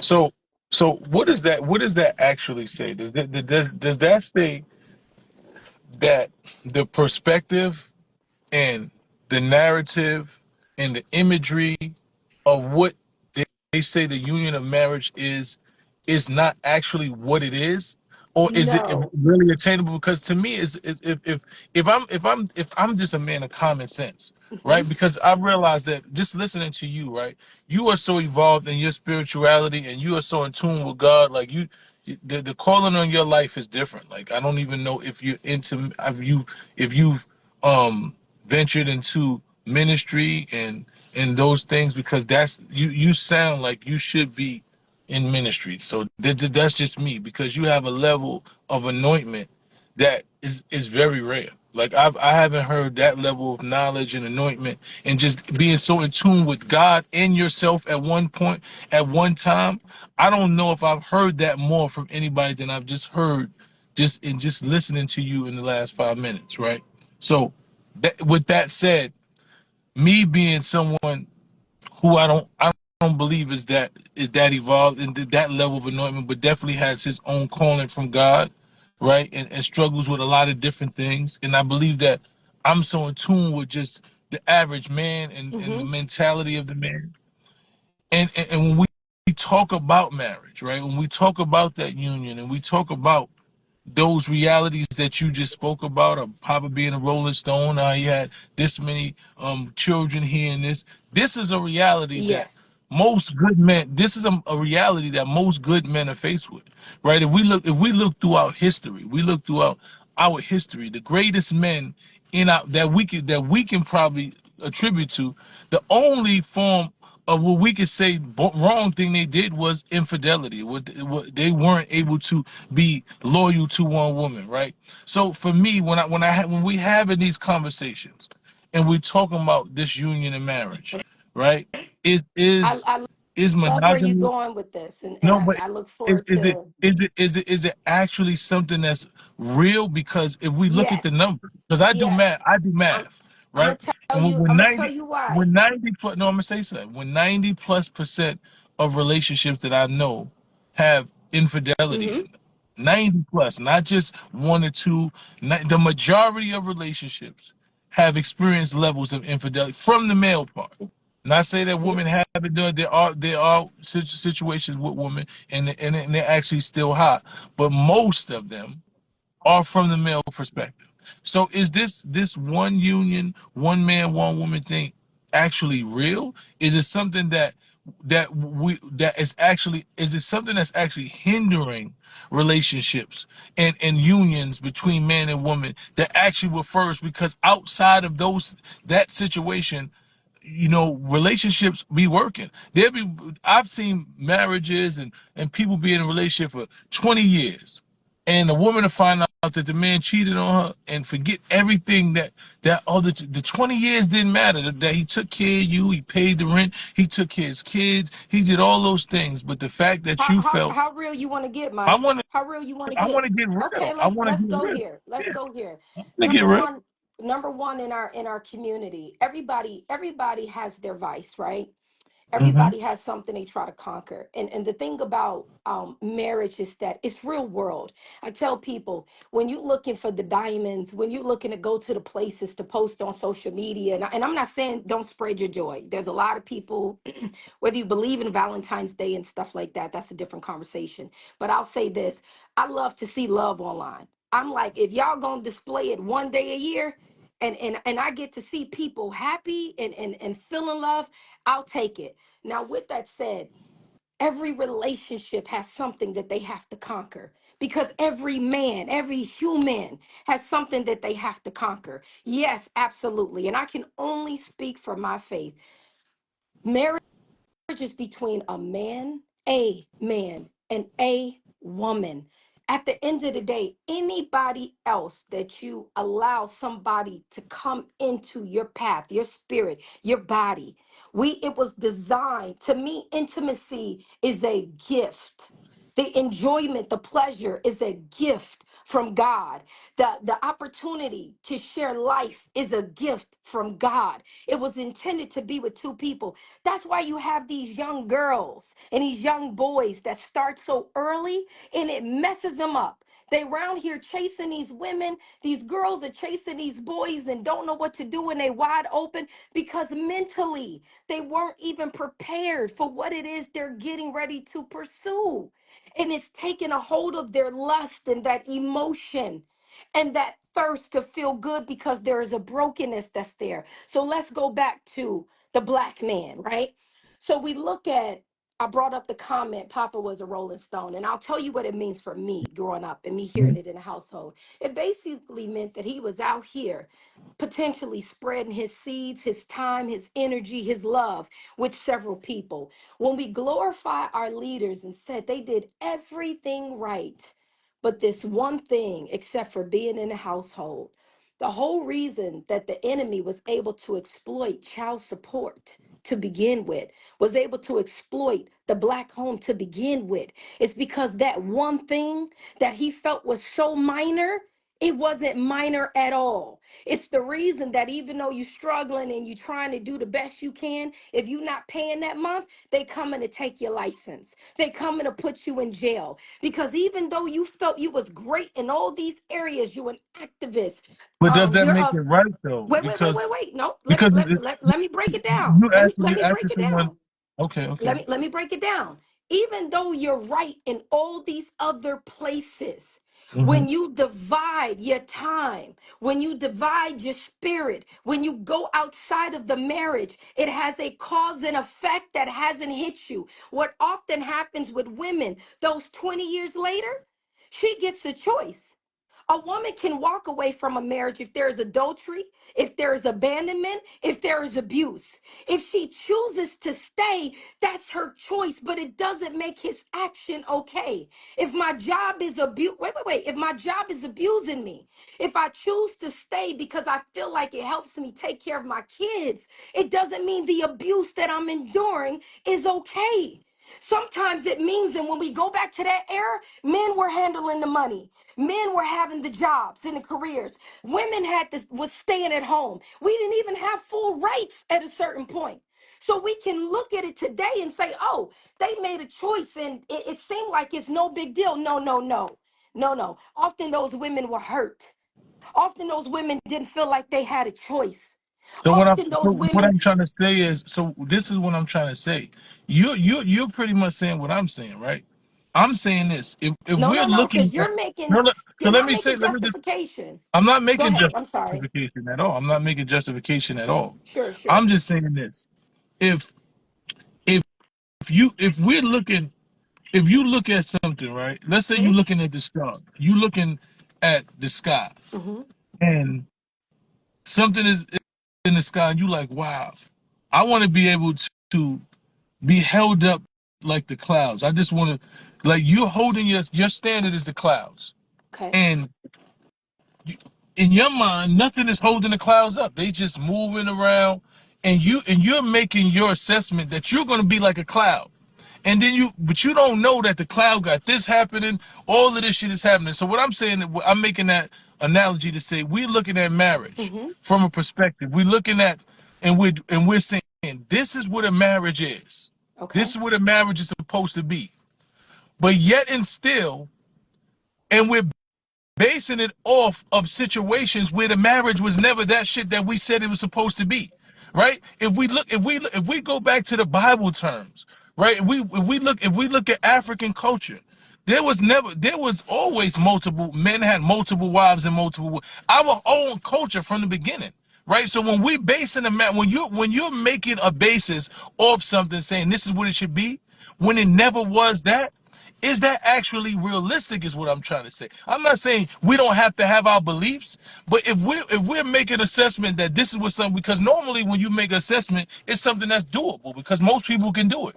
If we're making and we have a goal to reach something that 0.1% of people have actually reached, is it a realistic goal for us to keep making? Yes, and Because I'm it's gonna not, tell you. I'm gonna tell you because why. because what I'm trying to say is I think that we're setting ourselves up for failure. Oh no, no, no, That's no, what I, no. because we Oh no, keep no, no, failing no, at the no. same, we No, keep we're not failing. failing. You have to understand failure. And let me tell you something. I But couldn't if the make it. I marriage is couldn't. not working, if marriages are not working based on criteria, the same criteria in each marriage is faltering at the same exact thing. So And there's this is one of the major, and this is one of the major criteria. If we look at the marriages and we look at the rate of the 90% is either finances, miscommunication, but it all goes down to is infidelity, finances, and miscommunication. And the miscommunication leads to the infidelity, right? The lack of finances leads to the infidelity, or whatever it is. It all leads to the same path. So if we keep having the same reality and saying, okay, no, this can work, nope. but we ain't never I seen got it I work. got a We I got a haven't seen simple it work. answer for you. First of all, I have seen it work. Okay. I watched my grandparents be married for 44 plus No, years until I'm not death. talking. No, no, no, No, no, no, no, no. no, See no, that? no. No, no. Let me just Mice, finish. mice, because No, I'm not I'm saying gonna say marriage. No, no. you Listen, what went I'm back to our saying. ancestry. But I No, because did. I'm gonna tap on But that. listen, no, no. You But went can I back ask to you the a question? origin of our But can people, I and ask I'm you gonna a go there. question? I'm not Sure. talking about the marriage not work. I'm not saying it. You seen the marriage work despite the things that we holding on to and say it ain't supposed to happen. That's what I keep saying. People keep saying, yo, I see marriage. Yeah, but you don't understand that my great grandmother dealt with the fact that my grandfather had a girl across town. So My let's. great grandmother my great grandfather had two or three other kids outside the household. Mm-hmm. These are realities that we're not putting into equation when we have real relationships and we're talking about Mice, marriage today. mice. This is real Now simple. women This don't is want to real deal with simple. nothing that comes with the okay. This is real simple. Number one, I'm sorry, respectfully, I will never entertain a man or a woman. I can deal with the truth, and as we assess our history, as far as what's going on outside the house on both sides of that coin, right? Hmm. But I will not allow a But it's justification. And not when we say a women, justification. wait, You wait, keep wait, saying the no, no, no, justification. here, because That's not what I'm doing allow at me to all. It's finish. an No, acknowledgement of what it is mice, right now. mice, allow me to get there. This is what I mean by justification. It's no way. Some of the people that they've put in a comment that I think is critical. When we don't understand spiritual warfare, when we don't understand that a man is being attacked, when we look at our pastors and we put them up on a pedestal, but we never pray for them. If you understand that when a man is called to lead a church, if you don't understand how much the enemy is going to come at him left and right, and that he needs a praying congregation for him, for his wife, for his children, because the enemy is at work. I don't get to 10 years of abstinence by will. I get through it through my faith. And just because we have a habit in our community of thinking that all things in our history that began in our native in our native country and in our native tribes were okay. Guess what? We had rape going on then. We had abuse going on then. And it's a problem. We use that to justify everything, but we don't see our involvement, the That's not minimum, but what we talking about with we your don't see our no involvement in the rapist. slave No, trade. We that's not don't the see same our thing though, involvement in Queen. That's corruption. not the We don't same see thing. our involvement Can't of do breaking away from that. spirituality and faith. We don't see that the key for us to have our own uprising as an original people is to go back to our faith. That is why we are so broken. We will stand on every mountaintop. We will get every degree. We will have every nice car. We will be articulate. We will be educated. But when it comes to faith and commitment, we will But justify and bypass it at every that's point. not Let me tell you something. Let me the tell you most faith. something. Listen to I me. don't I'm a I person who don't studies, ever right? want, I know more I than know one man. hundreds.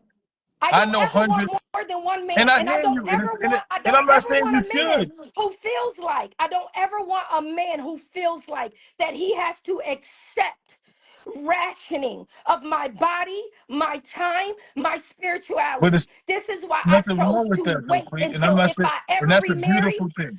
It is, but the It's problem is that beautiful. we do not want to put in the work to get to that But beautiful experience. We are that's not true, broken. though, Queen. It's Mike, not. the I reason don't. that Let me tell you men why. are Let going me tell you out this there is because because I they are can't do that. broken. They don't have discipline when We're it not all comes to broken, lust. Queen. I know. What I'm trying to. I hear what you're No, saying, and I don't think you do. so that's what I'm saying. No, I do because that is a perspective, right? It's not So if you a have perspective. When it you is say why because it's does not fact. Mike, It's your when you say perspective why doesn't this work and if it's because it's helping not. us, It's not. the fact of But the matter is you could probably put 10 men in a room and depending on their faith, they're all gonna tell you what they want. And you might have out of that 10, you might have 3% that say, you know what, I'd be cool with taking care of all women as long as I get to do what I do, dip and dab over there.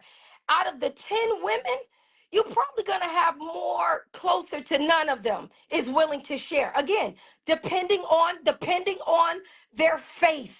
Depending on their faith. We were that's not true. never intended to be out here the way we are, but because we don't want to pause. Listen, I've been wanting to have a child my entire life. We didn't have it in our marriage. Do you know how it feels? I never talk about my age. Do you know how it feels to be 40 plus and be sitting here and have moments where you break down and cry to think I never will get to have my own children? Do you But understand the commitment I of do. obedience, though, But listen, on what my I'm life? saying. So, But what I I'm hear you. saying is, I'm not hurting anybody. I'm choosing my salvation. I'm choosing to break the cycle. I'm choosing not to do what I want because I want to be a mother and But I want to set my child up. I want them to have a union. I want to be everything y'all out here claiming y'all want to be. I want but to I make hear. sure that I do everything in my power so that I don't repeat the cycle. So it's not 10 of us sharing a bed. So we're not eating sugar sandwiches. So we don't grow up with the hatred in our But heart. can I ask you a That's queen? Can I why. ask you? So So I'm can I going to ask you? give, if we don't make it, I'm going to walk in alignment to give them the best opportunity of parenthood because I didn't have it. My mother died at 16. My mother and my father, once I learned more about their story, my father wasn't always around. I forgave that man, but I had to hold him accountable first. And through both of us going to church, me showing the compassion and asking my father to come and let me show you a church that's non-judgmental. Let's talk about what we went through and how your absence impacted my life.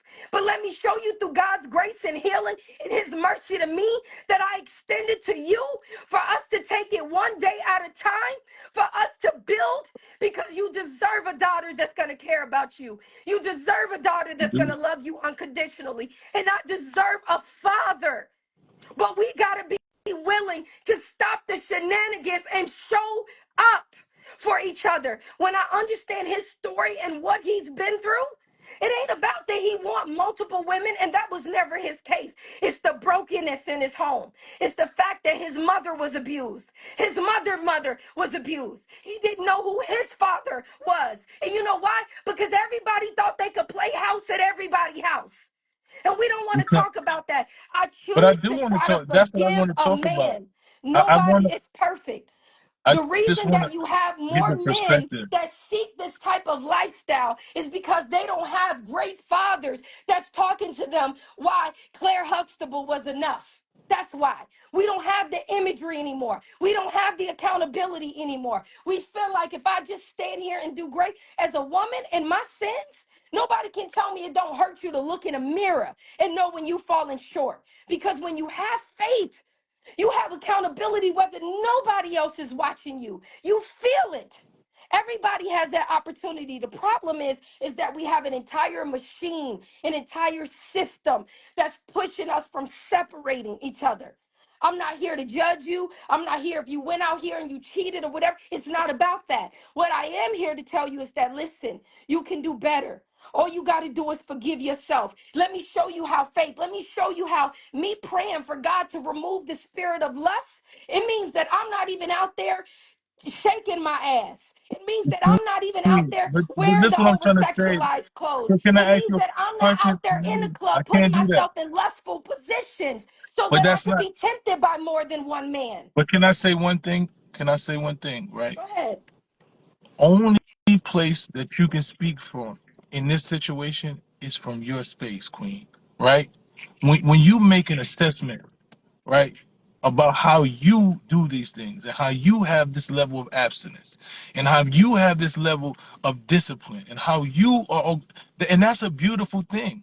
And we should all aspire to that, the aspiration to do. But when you're speaking absolute, and it only can be absolute from your I am perspective, not Queen. speaking Right? So listen, absolute. You cannot you start are this and say there's an anointing on my life. You cannot start this and exactly. say you need It to be in is. ministry. You cannot start this and then say it's absolute and then use it against me at the same I'm not time. using Either it we're going to against get in you, line but or we're not going to get in line. but Either listen we're to. going to be better. It does not mean perfection. I fall tomorrow. My sister and I can fall out. I've had to apologize to her and humble myself. The walk with Christ is not about perfection. It's about accountability. That means I can do better. I can be better. I can spiritually be in more alignment and I can apply change behavior. That's it. The problem is we all want to show up for the talking points. And when it comes time for change behavior, we don't want to do it. It's nothing wrong. When I pray, I say, Father, if you allow me, give me another day to get it right. Give me another day to be humbled. Give me another day to forgive. Give me another day to see it another way. Move me out of my own way. I know I cannot reach perfection, but the goal is to be Christ like. Give me time to make a difference before you call me home. Give me time to understand my assignment before But my that's time your. is But over. Queen, So, what listen. I'm saying Can is I that just it's say not you? perfection, I but never it said the is word. You change use the word behavior. perfection. You use the word You use perfection. absolute. Is But absolute not an okay, equivalency for no perfection? ma'am. No, What is absolute is absolute? Absolute and absolute means perfection. no. Absolute means that it's something you in the whole, right? You're speaking as a whole. When you make your assessment based on what it is that you're dealing with, when I say absolute, it means that you're speaking for a whole body based on your own personal perspective or something. So if I'm not saying Okay, that perfect. context. Okay, that's Okay, fair enough. so that's what I'm trying to say. So what I'm trying to say is, you have a, like I said, you have a level of anointing that's very rare. You don't have people that have the discipline to be abstinent for 10 years. You don't have the discipline, the people who actually, a lot of the views and values that you have, I see a lot of people on here saying, yes, queen, and yes, this and that. But 90% of the people who are saying that, they don't have the same level of discipline or anything that you're speaking of, And the key right? that I'm So, saying is so I no, got here based on my faith. It's can I my just faith. say, And let me can say I this just real quick. Let talk? me No, because now it's not a conversation no more. That's fair. That's fair. Because you're just completely dominant. You're not letting me say That's anything. fair. So what I'm saying You're is right. this. So what I've learned to do, right, And I apologize. is You're right. okay. So cool. So what I've learned to do, right, is I have my own perspectives, and a lot of things I stand on strong, and I'm willing to go all the way there with whatever that I believe, right? But what I have to also do is start looking at at the totality of what we're dealing with as everybody, not just me, not just what I think, not just what I want, not just what's in my mind, that's in my heart. I have to look at the reality and the whole scope of everything. So when you said it's about faith, there is a lot of faith. I know a lot of preachers, Mm-hmm. right? I know men who have grown up in the church, were born in the church. From their father was preachers, their mother was preachers, the mother before that was preachers, and they all have the same situation that I'm talking about. The best preacher that I know, that I've been around, best preachers that I know, infidelity is a thing that they deal with every day. They've been preyed upon. They've been preyed upon every day of their life. Somebody sat and prayed over them. The father before them had the same problem. He prayed that his son wouldn't have it. He didn't show it to the son. They hid it. They hid all these things, and we keep having the same. I don't care what you could talk about the church. You can talk about the Muslims. You can talk about any denomination of faith you talk about. In every aspect of everything else, the way that they live their life is Christ-like. The way that they live their life is all the way Christ-like. When I'm talking about this, what I'm talking about is a overwhelming reality that men deal with. And you being a woman, you've never dealt with that. So you can't have a conversation about the spirituality, about the faith, all these things of a man if you've never been a man, Queen. Oh, Right? that's That's why fair. so I can't have a conversation about what it's like for a woman because I've never been a woman. And only thing I can do is listen. Only thing I can do is take perspective. Only thing I can look is a body of women and look at the majority of women that I see and say, you know what? This seems to be the reality based off the majority of women that I've seen. This seems to be their reality. The fact is, when women and men are having conversations about this topic, women don't want to see it from any other lens but their own lens. They can sit there and acknowledge that their father didn't do the shit that they looking for, their grandfather didn't do the shit they looking for, their brothers didn't do the shit that they looking for, but they can look and say, this my man has to do the shit that I've never seen nobody else do. Right? So I don't think that we're having conversations based on reality. If we're not having conversations based on the reality of the world that we live in, the flesh that we live in right now, then we're not having realistic conversations. Mm-hmm. And that's why we keep failing and we're doomed for failure because the conversation is not really based on reality. You might be able to tell me one or two men that you believe, quote unquote, believe or have been absence of infidelity. You might be able to point out one or two, but I'm guaranteeing you 90% of the people on this con, because I'm not going to speak in absolute, but 90% of these people on this conversation will be able to say, most people that I know, most men that I know, from the greatest men that I know to the worst men I know have suffered with the same thing. So are we talking about is it lack of faith? If it is it lack of discipline? Is it lack of all those things? Or are we asking men to go against and actually fight against their innate nature because it makes us more comfortable because a narrative has been presented to us that this is what a marriage looks like. This is what someone who loves you looks like. And a lot of men will fight against it because when you actually love somebody, you try to fight against your innate nature. Every day the shit is a struggle for men to do it. And it bothers me because I know that there's one criteria. There's one Mm-hmm. criteria all the time that men are being held to. And when you fail from that, in the woman's eyes, you're the worst man. But I just want to see where's the picture of the vision that y'all have seen where this has actually happened. Where's this vision at? Because your father didn't do it. His father before him didn't do it. All of them have fell short in this aspect that y'all are willing to hold on to as 100%. So I don't understand how we expect to move forward past something that we ain't never even seen happen before. So, for me, one, I want to address a couple of things. Number one, I do appreciate that perspective. Number two, people saying you wasn't listening and you heard, you'd be absolutely right. That's why I say I have to work on me, and I am passionate about it. When people say she's hurt, I am hurt. I am disappointed. The difference is I try to leverage my pain into purposeful change for me. I'm not I'm not hurt where I'm scarred and I'm going to go out here and harm somebody else, but I'm passionate about it. I'm passionate when I see young girls that I feel are lost. I'm passionate when I see young boys that I feel are lost. I don't have any children, but I bust my behind to try to have my own company, to work on Kasam, to help my family. They don't ask me for anything, but I believe it takes a village. So I just want to acknowledge that. And also, if we were in the same room, the conversation would be totally different. But I do want to acknowledge that's the change that I need to improve on, which is why I try to avoid certain things online, because I do get caught up, I do get passionate, and I do believe that men need to be heard more. So I don't, my son, I apologize to you. You definitely, if I didn't rock with you, we wouldn't be here right now. You know, we have history, we go back. But I do think that is important.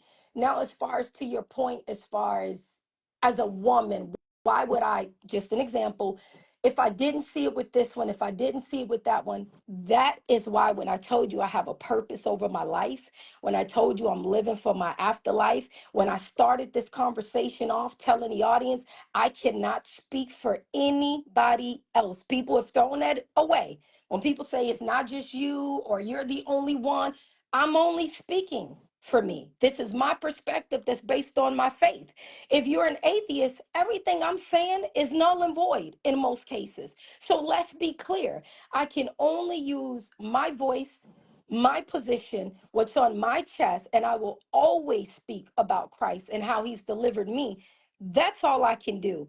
With that said, that is why I fight to try to be the changed behavior. That is why I put myself in counseling when I look back and I didn't understand certain things. You will never hear me say anything negative about my ex-husband. It wasn't about cheating, drugs, or anything like that. The only reason that I don't go into detail is because I believe that when I was in a marriage with somebody and together almost 10 years, I believe in privacy. I believe in respect. There are certain things that I'm old school about, but we will always support and speak highly of each other because we are given a choice. So if he chose to depart, that's fine. And for the people in the comments talking about she probably are.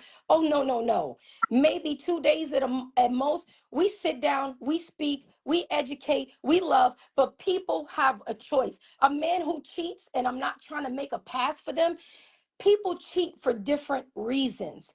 The outcome of a cheater, it doesn't conclude that he is the worst man. I don't see, oh, this person cheated, oh, she must be the absolute worst, he must be the absolute worst. When I started this, I said abandonment, abuse, and infidelity in a marriage. So let's go to that. A man can feel abandoned, a man can feel emotionally abused, physically abused, not supported. That's between those two people in that relationship to determine what's enough. That's between those two people to sit down and have a conversation to see, can you fix something here or can you supplement it somewhere else? I would prefer, this is just my opinion, I'm not in your relationship to make no demands, but if I was with somebody, all I would ask, and I am for 5 years, by the by the way, well, all the assumptions in here, but I would just request, before you walk out that door and go to somebody else, give me an opportunity of correction. Give me an opportunity for us to discuss if this is something possible. Give me the opportunity to let you go and allow somebody else to go be happy for you and with you, because you already know where I stand. But before I'm entering into that relationship, I'm trying to be as equally as yoked as possible. I'm trying to be on the same page spiritually and faith wise. Is there a place? The Bible says that a man can give a woman a divorce. I'm paraphrasing. A woman does not have to accept that. So whatever a family chooses to do in their interest, what you spoke to earlier, a woman can be together 20 years and she say that's okay. That's what she chooses to do. It doesn't have to be the standard. What's happening a lot out here in these streets, it may not be what I would do. It may not be what I would agree with. And I know some of them same men that if she went around with several people, they wouldn't be okay with that. What we need to do, if you do nothing else, if we put faith aside, for the sake of conversation, people don't want to admit that they can't even be honest about the way they moving. If that's the type of lifestyle that you want, and you want to be open and sleep with this person, date this person, a coffee date, whatever, why can't you just be honest and say, hey, I prefer open relationship. I like to come lay my head down here. I like to have a family structure. But you know what? I'm into music. You're not. Shorty over here is. We bond on this level. It leads to something physical. Are you cool with that? Are you open with that? The reason that a lot of people go around is part of what you're saying. That's standard, right? Trying to live up to that. But that's where those conversations in the beginning, I ask everything. I ask if you used to be a woman. I ask if you like men. Have you ever slept with men? Not because I think that that's what you've done, because I believe that it's my job to try to be as informed as possible. And I don't know unless I ask. So that's the best I can do to come into a relationship, being as open, as honest as possible. From there, based on your respect for me, based on what we go through, based on if you dealt with any trauma, any abuse, if you're healed, then we move forward to making some decisions. The reason that I give some grace about people who have stepped out, because a lot of people have just the same way we can say our fathers did it, our mothers did it. When it's all they know, it's not often about what they want to do. It's that this has been the only example for them. And if I saw mom stay and deal with it, then maybe I think that if I go out here and test the water, that she will stay because mom stayed with dad, and that becomes perpetuated. That becomes passed down. I have some amazing friends. I have friends that have made mistakes, and I've had men, not everybody, but I've had some friends that have been open enough to say, you know what, when I cheated, it devastated me. I immediately regretted. I immediately felt like, what was I doing? Why was I there? I was ashamed when I had to go back and face the person that I loved. So everybody has a different story, and I'm not here to tell somebody like what you can't do. What I'm here is to speak to what my faith is with the opportunity that you've given me. I pray and hope to influence somebody in a positive way. You can take away every Bible, people, oh, the white man, this and that. Let me tell you something. I can tell you of spiritual experiences where Christ has showed up in my life. Nobody will ever be able to take my faith away. And if you feel like that there's something that I'm doing right to the best of my ability, I'm willing to share that with you. But I'm not going to tell you I got it all together. I told you my prayer that I have to start with every day. I've acknowledged that, yes, I've had hurt in my life, but I've worked to heal so that I am not bleeding on everybody else, so that I don't hate the man. I don't hate the black man. I don't hate my mother. I don't hate my great grandmother. That I can speak what often people hear is more love than it is hurt. It's me understanding the hurt that they went through. It's me understanding the system of this. I So what bleed I'm for okay. that, So if so what I what I anything. what I what I will agree with, right, is hurt is subjective, right? Yes. Pain is subjective, right? Because if we talking about marriage, right? Marriage is cultural, right? Mm-hmm. If you look throughout different cultures, marriage is different in different cultures, right? So what was painful to us in this culture is not painful in a whole nother culture, right? Sure. So pain is subjective. Marriage is subjective. Marriage is what is between you and another individual, right? And I think what happens is a lot of people put a standard on their marriage based off. This is what I think. What I'm trying to say. Women, not women, people have Mm-hmm. put standards on their relationships and values on their relationships based on the culture that we live in, right? Mm-hmm. Because like you said, people should be honest. In other cultures, men walk up to women and say, hey, listen, I need 3 wives. You're gonna be one of my wives, you're gonna be one of my wives, and you're gonna be one of my wives. This is how they was taught. These are conversations they was taught to have, right? And a lot of us weren't taught like that. A lot of us had our grandfather that said, "Listen, a man gonna be a man, but you got to do it this way, this and that. I don't give a fuck what you they say. This is how it is. A man do this." And you was taught those things as a young boy. Like you said, these were cultural things that were handed down to us.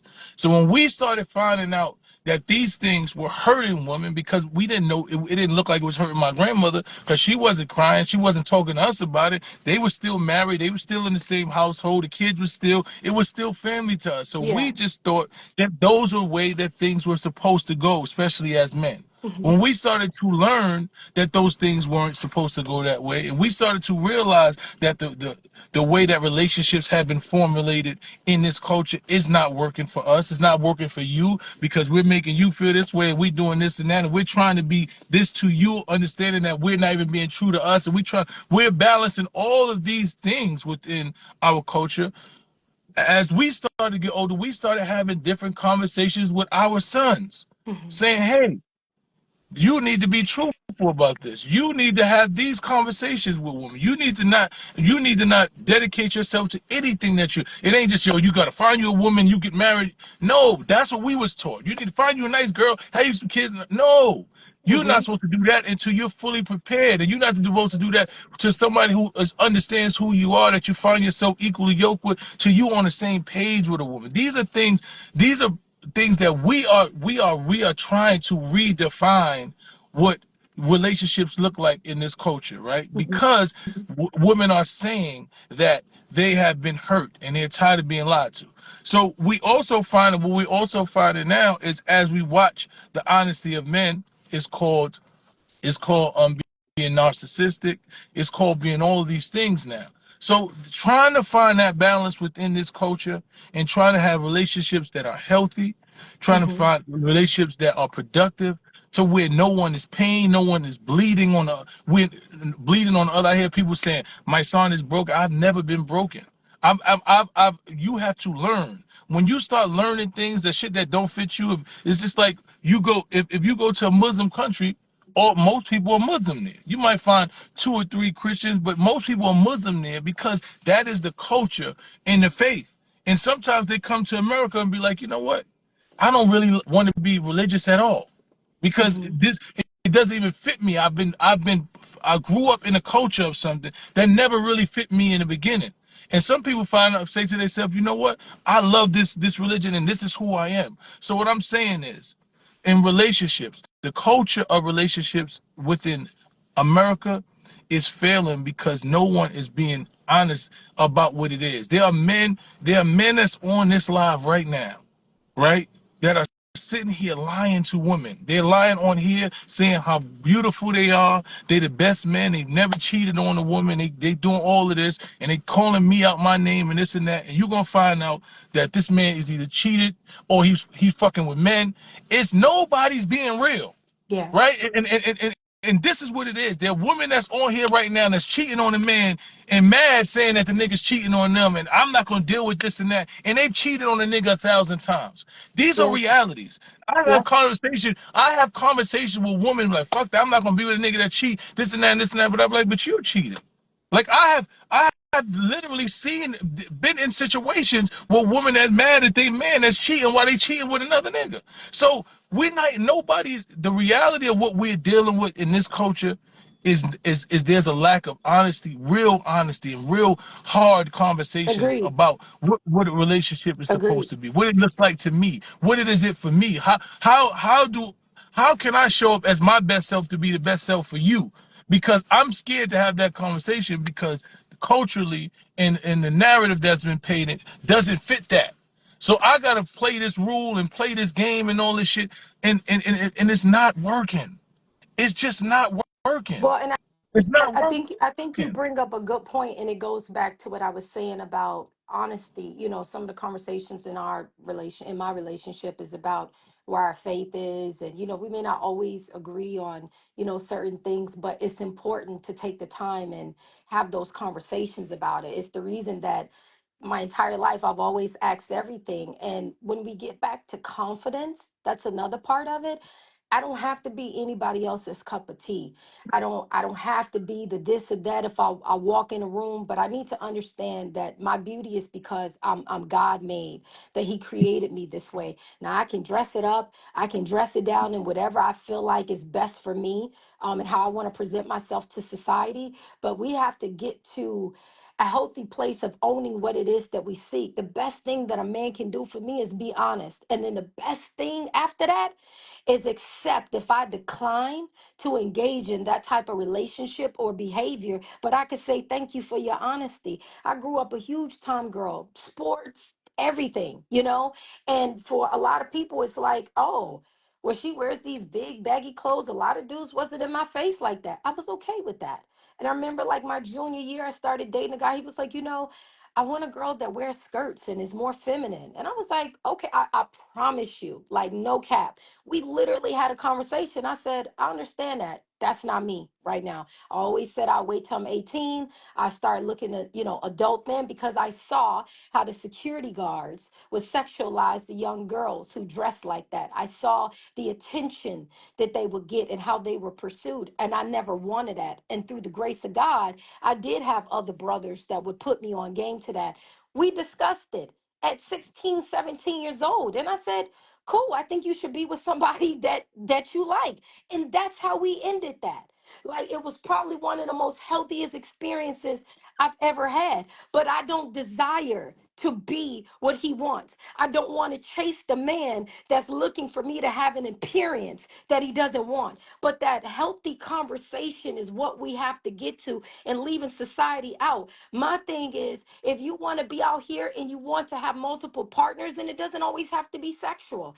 I personally only want to invest my time with one person. I personally only want to share my body with one person. I personally look at it as an honor if God blesses me to walk down that aisle and look my husband in the face and say, I've waited 10 years for you. That's everything to me. It doesn't change my past, but I pray that it will help our future. And doing the work, I love that you spoke about coming in together and we need to do the work prior to. This is why I took the time before even getting into a relationship. I prayed. I flew back overseas to the place that I got married at, and I went and I kneeled before God, and I prayed and I cried and I asked him for forgiveness. Forgive me of my sins. Forgive me for any failures as a wife, the things that I saw, the things that I didn't saw. Teach me, guide me, because unpopular opinion for some women, there is a place and a role of a spouse, and I believe in that. And I don't need to appease anybody, but there's also a place and a role for a man. So my thing is, show me the way, but I needed closure. And then after that, I put myself in counseling. Let me see if there's something I couldn't see. Let me see if there's anything from childhood that's creeping in. Let me see if something that's impacting my vision. Is it my circle? Is it advice? Is it just me so that I can be accountable? It doesn't make me perfect going into that relationship, but it gives us the best opportunity.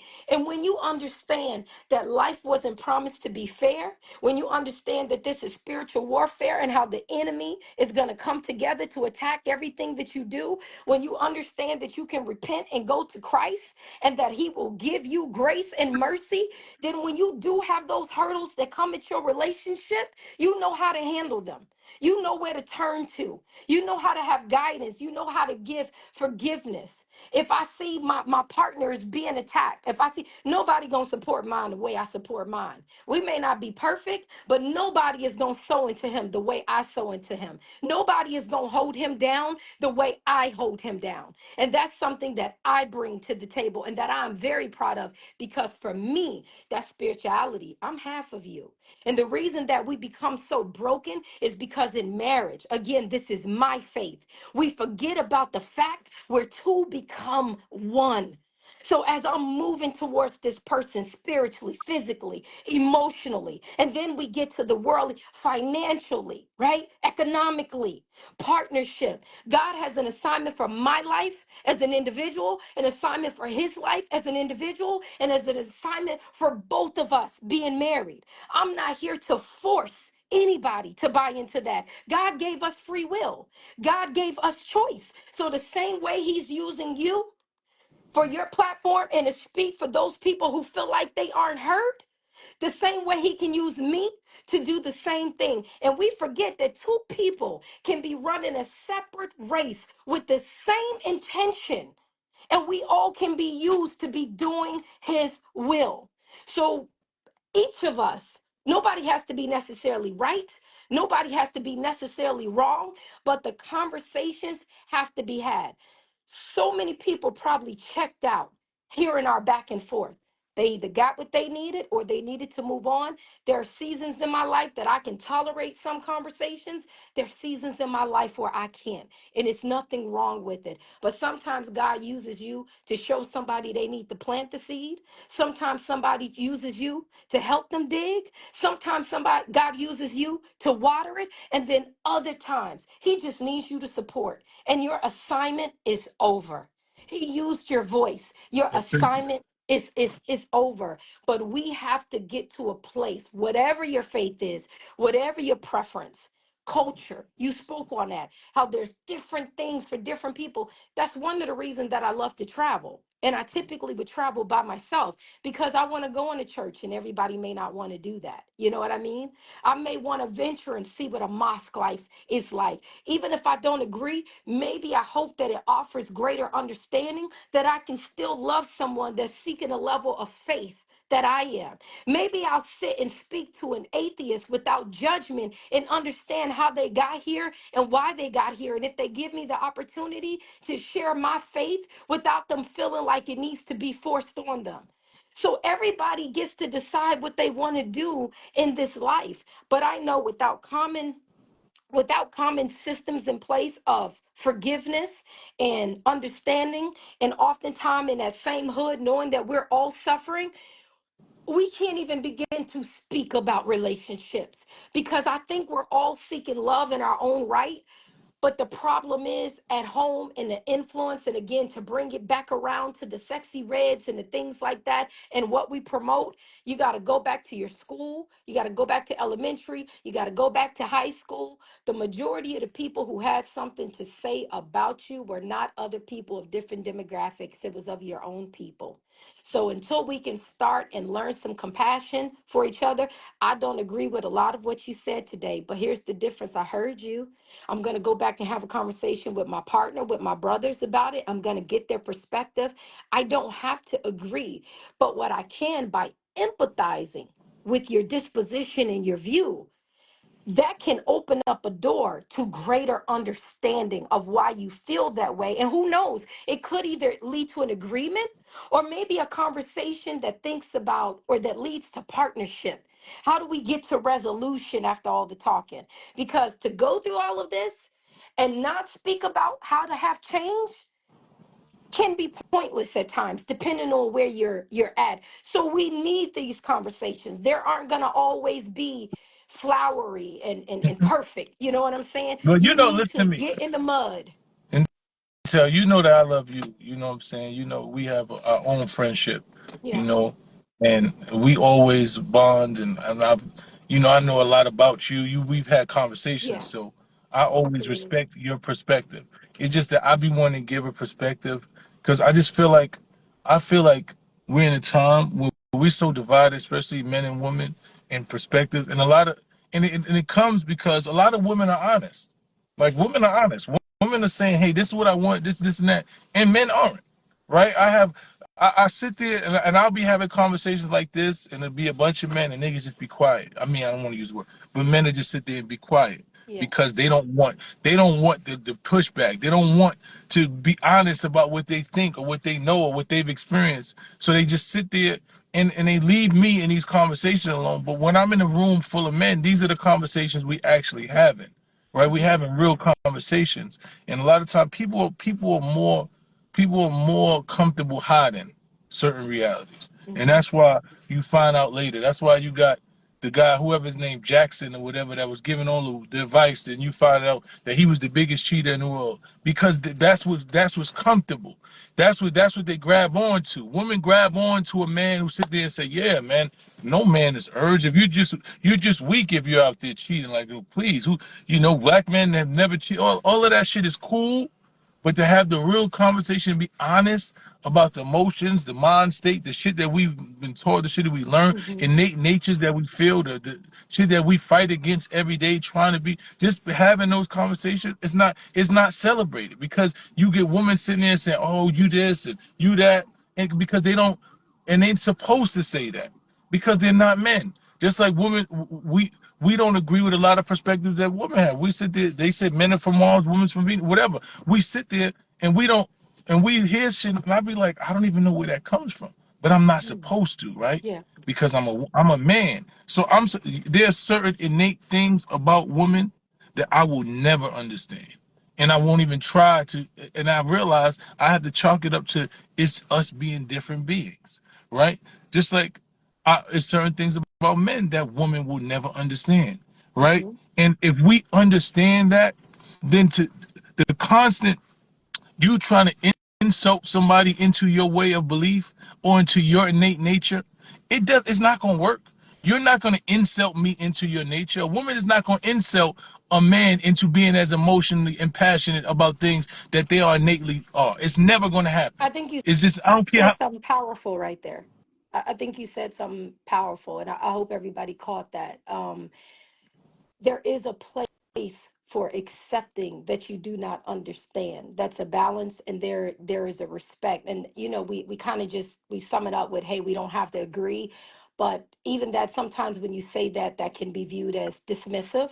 But no, there is a place to say, okay, you know what, I probably would never see it the way you see it. And the example you gave, as far as, I'm a woman, I've had different experiences and influences, and you as a man, I do think that that is a form of love and respect, to not try to convince the other one way or another.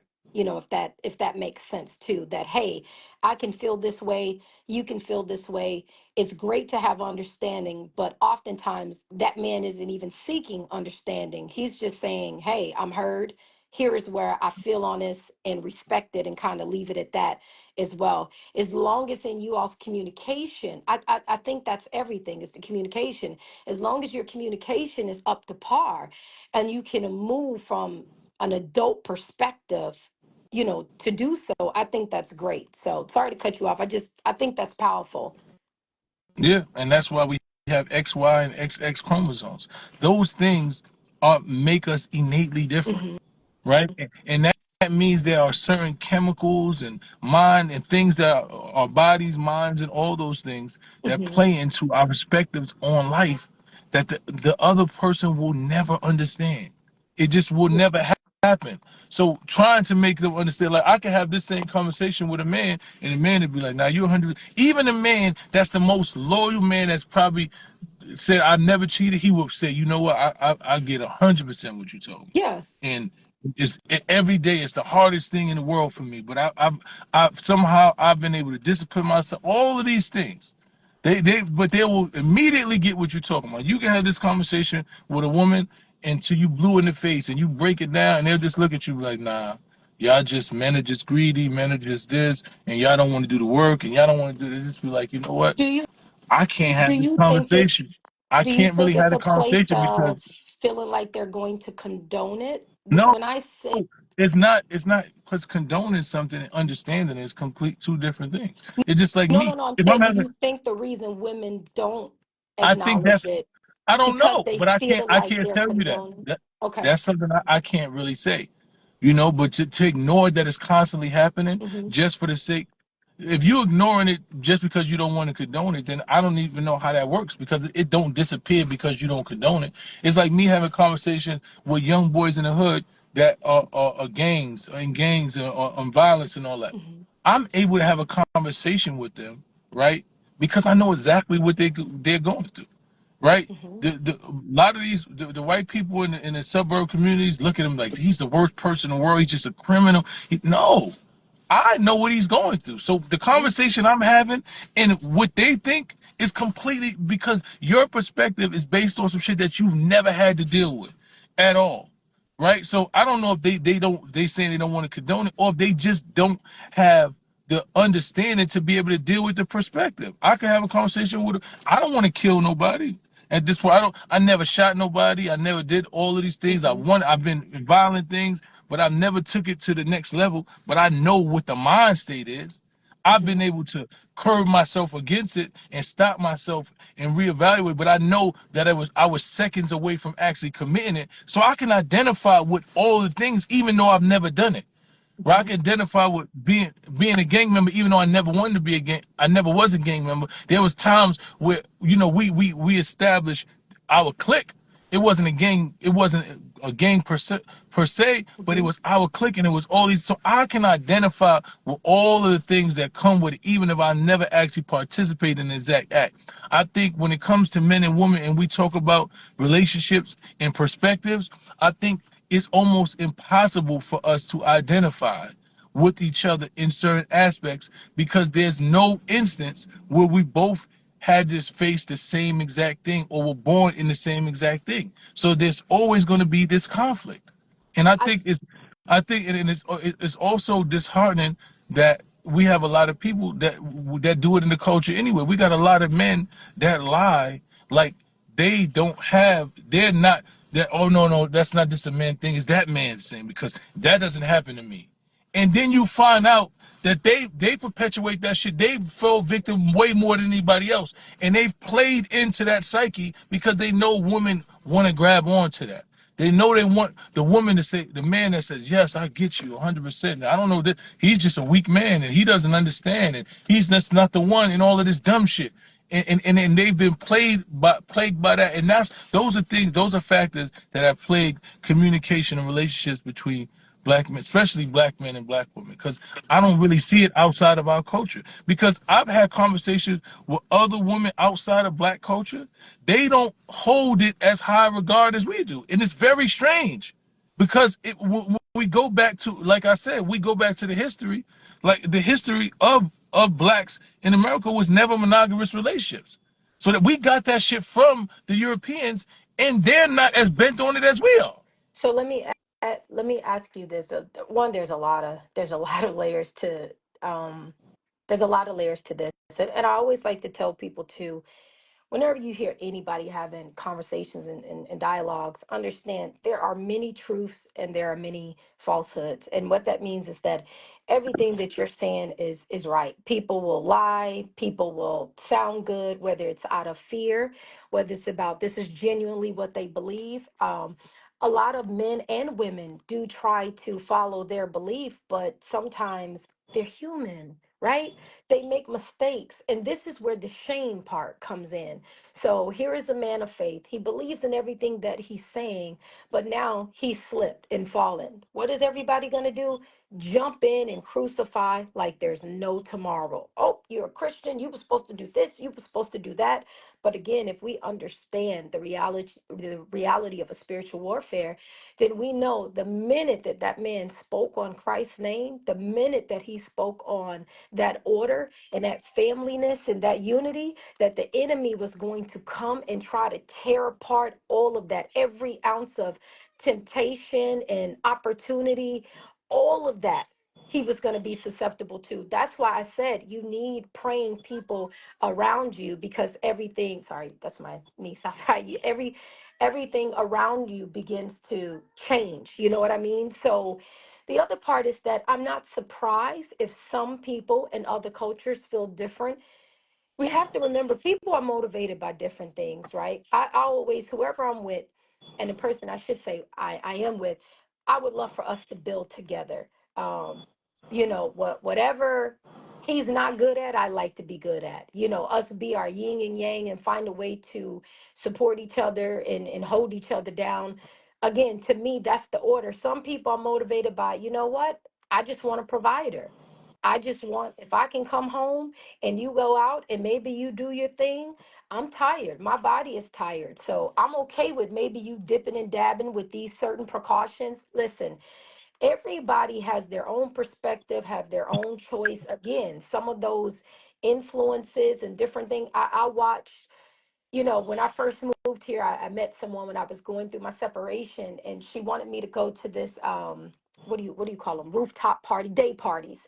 And she was like, "Oh, you need to be looking at people making 150,000 or more." Now at the time I wasn't making that kind of money. And I was like, "Oh, I had just moved here from Vegas." I was like, "If I make, is that what you make here? That's the capability?" She was like, "Oh no, mm-mm." And I said, "So, but he has to make it?" And she was like, "Yeah, of course. I'm not going to be bothered." Now, here's the thing. I don't know what she went through. I know according to her, her pockets wasn't there. But the way I was raised, even though my grandmother stayed home, my granddad worked, he paid off the house. She is right now at 92 years old, being able to live from my granddad's retirement. He's a World War II vet. My granddad did everything. However, my grandmother, while she spoke tradition, she also sold into me the power of being one and unity and supporting and being realistic, to help your mate and hold them down. So while I got that foundation, I got the other principles of partnership. So, number one, as a woman, if I find it hard for me to make it, I'm going to empathize. Number two, in partnership, two becoming one. As long as you have ambition, as long as you have faith, and as long as you have positive character and realistic goal, we can make it together. Because when the money goes away, can I sit on a couch with you and laugh and be fulfilled? When the money goes away, can we struggle together if we end up on the street and handle business? When the money goes away, am I going to be by your side if you get sick and I need to wipe your behind? When the money goes away and all the flash, when the internet crashed tomorrow, who are we? That's the other element that has to be brought into this. Everybody has a right to choose whatever it is they want to do. My thing is for the people who want to tap into different cultures and go experience, do whatever it is that you feel like you need to do. I think at the bare minimum, the responsible thing to do is to get with people of like mind and not have any hurt. But we got to get together and understand you will not be satisfied with that. And I'm going to tell you why. Because there is power in lust, and most people have been there. People are intrigued by sneaking around. People are some, and I'm using people in general. People are intrigued by what they can get away with. People are excited to meet up in different locations and all that. All that goes into sometimes the multiple partners. So my thing is, just if you want an open relationship, it shouldn't be a secret today. If you got men that are faking and stuff like that, why? If you come on the platforms and you have the same conversations over and over about this is what you want, then start creating groups where you align with other women who want what you want. But the same way, maybe you all feel like we shouldn't try to convince you, then don't try to convince her. Find the person that you are equally yoked with. And if I have to leave this earth alone, following my faith, then that's exactly what it is that I'm going to do. I'm going to use my voice in the best way that he tells me otherwise. But if that's where you're at, and that's what you desire in this world, because I think there's discipline for a lot of things. I think there's sometimes part of me that I want to slap the shit out of somebody. And I have to remind myself that I'm in a different place in my life, as much as that would be easy to handle some business and take care of it, right? When you see somebody that's trying to play in your face as a Christian, right? It's easy for me to let you know what time it is, but whose spirit am I leading with there? Mm-hmm. What's the end result from there? Everybody has something they got to give up. Everybody has something that they have to conquer, whether it's drinking, whether it's drugs, and I'm using these if it is a vice, whether it's infidelity, whether it's gambling, whether it's being a narcissist, maybe it's wanting to be put on a pedestal, whether it's lying to yourself or, hey, talking too much, not listening better. Everybody has something that we need to improve on, in my opinion. Nobody else's, just speaking for me. In my opinion, dating around with multiple people is in that same category. And if you're going to do it, my recommendation is to just get with people of like minds, because for as much as I hear this and as much as the world is changing and it seems like women are out here doing what they want to do and all this, I would think we wouldn't have this much of a problem. Folks over here want to go worldly, you want to try this culture, you want to try, this experience, then what's the problem? Why are we here? Unless this is somebody that you truly love, that you're in love with, that this is where you want to lay your head down. And the problem is her standard contradicts your behavior and what you want to do, and the same and vice versa for the men who only want to be with one woman. I have a dear friend where his wife wanted to step outside the relationship and bring somebody in based on his faith. He didn't want it, but she felt like, what man would turn this down? And he said, I married you. I don't want to be with another woman. This is our family. We have children. Whatever we need to work on here, and they're not together. They ended up divorced because she went and had that experience. That's what I think I that's think what I she think what it wanted to is, and I do. think I think I think what it is this, right? The nature of a man and a woman is different, right? Mm-hmm. And to not acknowledge that when we dealing with relationships is just is like if we just look at the worldly reality of what we talking about. The Nate Mm-hmm. and I just be dealing with facts, right? You not gonna go, and these are just facts, and I know people don't want to hear harsh realities, but there's nowhere that you're gonna go in America or in anywhere. If you show me the place where they have a woman who is pimping 20 men, right? That got women, and it is, I know it's a harsh example I'm giving, but I just want you to understand the psychological differences between men and women just throughout the world. You can go to any corner of the world and find a man who is a pimp, right? That have women literally selling their vaginas for him. Hundreds of them.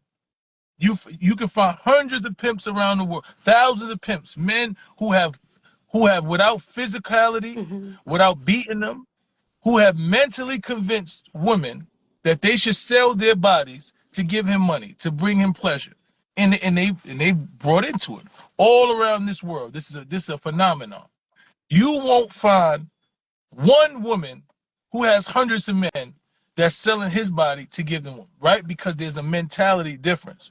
There's a mental difference. There's a difference between the way that we interact, the nature of a woman, how they interact with men, the way they want to please men, and the way that women want to and men want to please women is completely different. Is Mm-hmm. innately different, and those things, those are blunt examples that I give because when we say yo, if women want to do the same thing men want to do, it, men want to, and I'm saying no. That's a classic example. I could if I was this kind of man that wanted to prey on women, I could easily have 20 to 30 women sitting on the corner selling their body to bring me money easily with no example. There's not one, and I've seen from the weakest to the strongest women turn into that for some men. There's not one woman on this earth that can convince me to do that. Not one. That's not a reality that can happen. Now you might have a man that's so in love with that give his money for Mm-hmm. him, right? He loved the woman so much that she'll trick or he want to make sure that she's good. He gonna give, but him literally selling himself and going out there, it's not. And she knows that you got 20 and 30 other men. That's not gonna happen. It's just not because innately the natures of us are completely different, and that's how we were born. So I don't know why those differences exist. I just know that they exist. So when we talk about relationships and men not taking, of course, because a man wants to feel like his woman loves him more than anybody else, Mm-hmm. right? Women want Mm-hmm. to conquer the men. Most women, not all of them, Mm-hmm. a lot of women want to conquer the men that most women want, right? They want to calm down the I playboy that used to be out agree. here, that used to be out here that can have Mm-hmm. any woman in the world. They want to be the one that said, now, oh, he with me. He done got all this. Men don't want the woman that everybody had. Men don't want the woman that everybody would. If he could have sex with you, that I. Because I'm first of all, most of these men I don't believe are on the standard and the levels that I am. So once you've been compromised by somebody that I believe is not even of the level of caliber of a man that I am, then you're no longer intriguing or worthy to me. This is the nature of a man. This is how we calculate things. It might not make sense to women, but this is how we calculate. We want to be able to say that the woman that we have, none of y'all can have her. I don't care if I can leave her right here, and none of y'all can have her because she's so engaged in me, But we right? feel the same way about, speaking for self. We feel the same way about you all. Like I said, I with the person I'm with now, we have extremely honest questions. And he's asked, would you ever go back to? I would. I'm thankful for my experience in my past. One, I don't go backwards, but there's no way I'm gonna wait and save myself for 10 years for the next person to go back. No, my body is precious to me, my spirit is precious to me, and in the absence of lust, there's clarity about my decision makings and how I move. And but we want someone in the same regard that equally So yoked. So I think you that, so can I ask you a question? This is sure, kind sure. of a So you're in a relationship right now with a man that you've been with 5 years, and y'all have abstained from Yep, sex, and y'all almost been five in a relationship. years. Mm-hmm. Yes, through That's prayer, equally that's yoked. Mm-hmm. that's different. So what is stopping y'all from, if y'all so equally yoked, why haven't y'all moved towards being married in five Uh, years? Different locations and just planning. We're in two different So locations. y'all So right now the planning on being strategy. married, Oh yeah, that's and then definitely. So that's in the, yep, that's without giving too much. But yeah, that's in the work. So, and just making sure, and there was times that I paused, a couple of years ago, I really hit a bad place when I started seeing so much going on in our community and just the killings and the murdering of our people. That hit me hard. And I needed to make sure that I was strong mentally and emotionally, because I come from a huge family and I have a lot of black men and black brothers in my family. So for a while, that was majority of my time and majority of my focus. There was a lot going on in my family. My cousin was murdered, just a lot of different things. So life was happening, in between those time. But yeah, absolutely. That's my person. That's the one. I've always been, a bit reserved about certain things, but that's exactly where we are. I mean, I've been but engaged I for love that over, for you. But you yeah, know what it is, and that's a lot of pressure on a man, right? And what happens is, so no, no, no, for some no, men, no, because for some men, I'm yeah, not saying all men. I'm not saying all yeah, men. I know I would feel pressure. Like when you really, I think what happens in relationship, when you really value somebody, you really love them. And like you said, you have a standard for them. Sometimes you just leave, or sometimes you just feel that you don't want to harm them. And even in your honesty, you don't want to hurt somebody, especially when you've done it before. It's a lot of things we men deal with. So we carry such a burden because if a woman expresses to you certain things, you have the burden of not betraying that trust or not hurting that woman. mhm. And that's a big thing because you still love the woman and you still want to be with her, but understanding that you don't know if you're fully capable of living up to an expectation she wants is a hard That's place. true. It's We very have those hard for conversations, though. it's very hard for men to live up to that. You We know, have those conversations, and we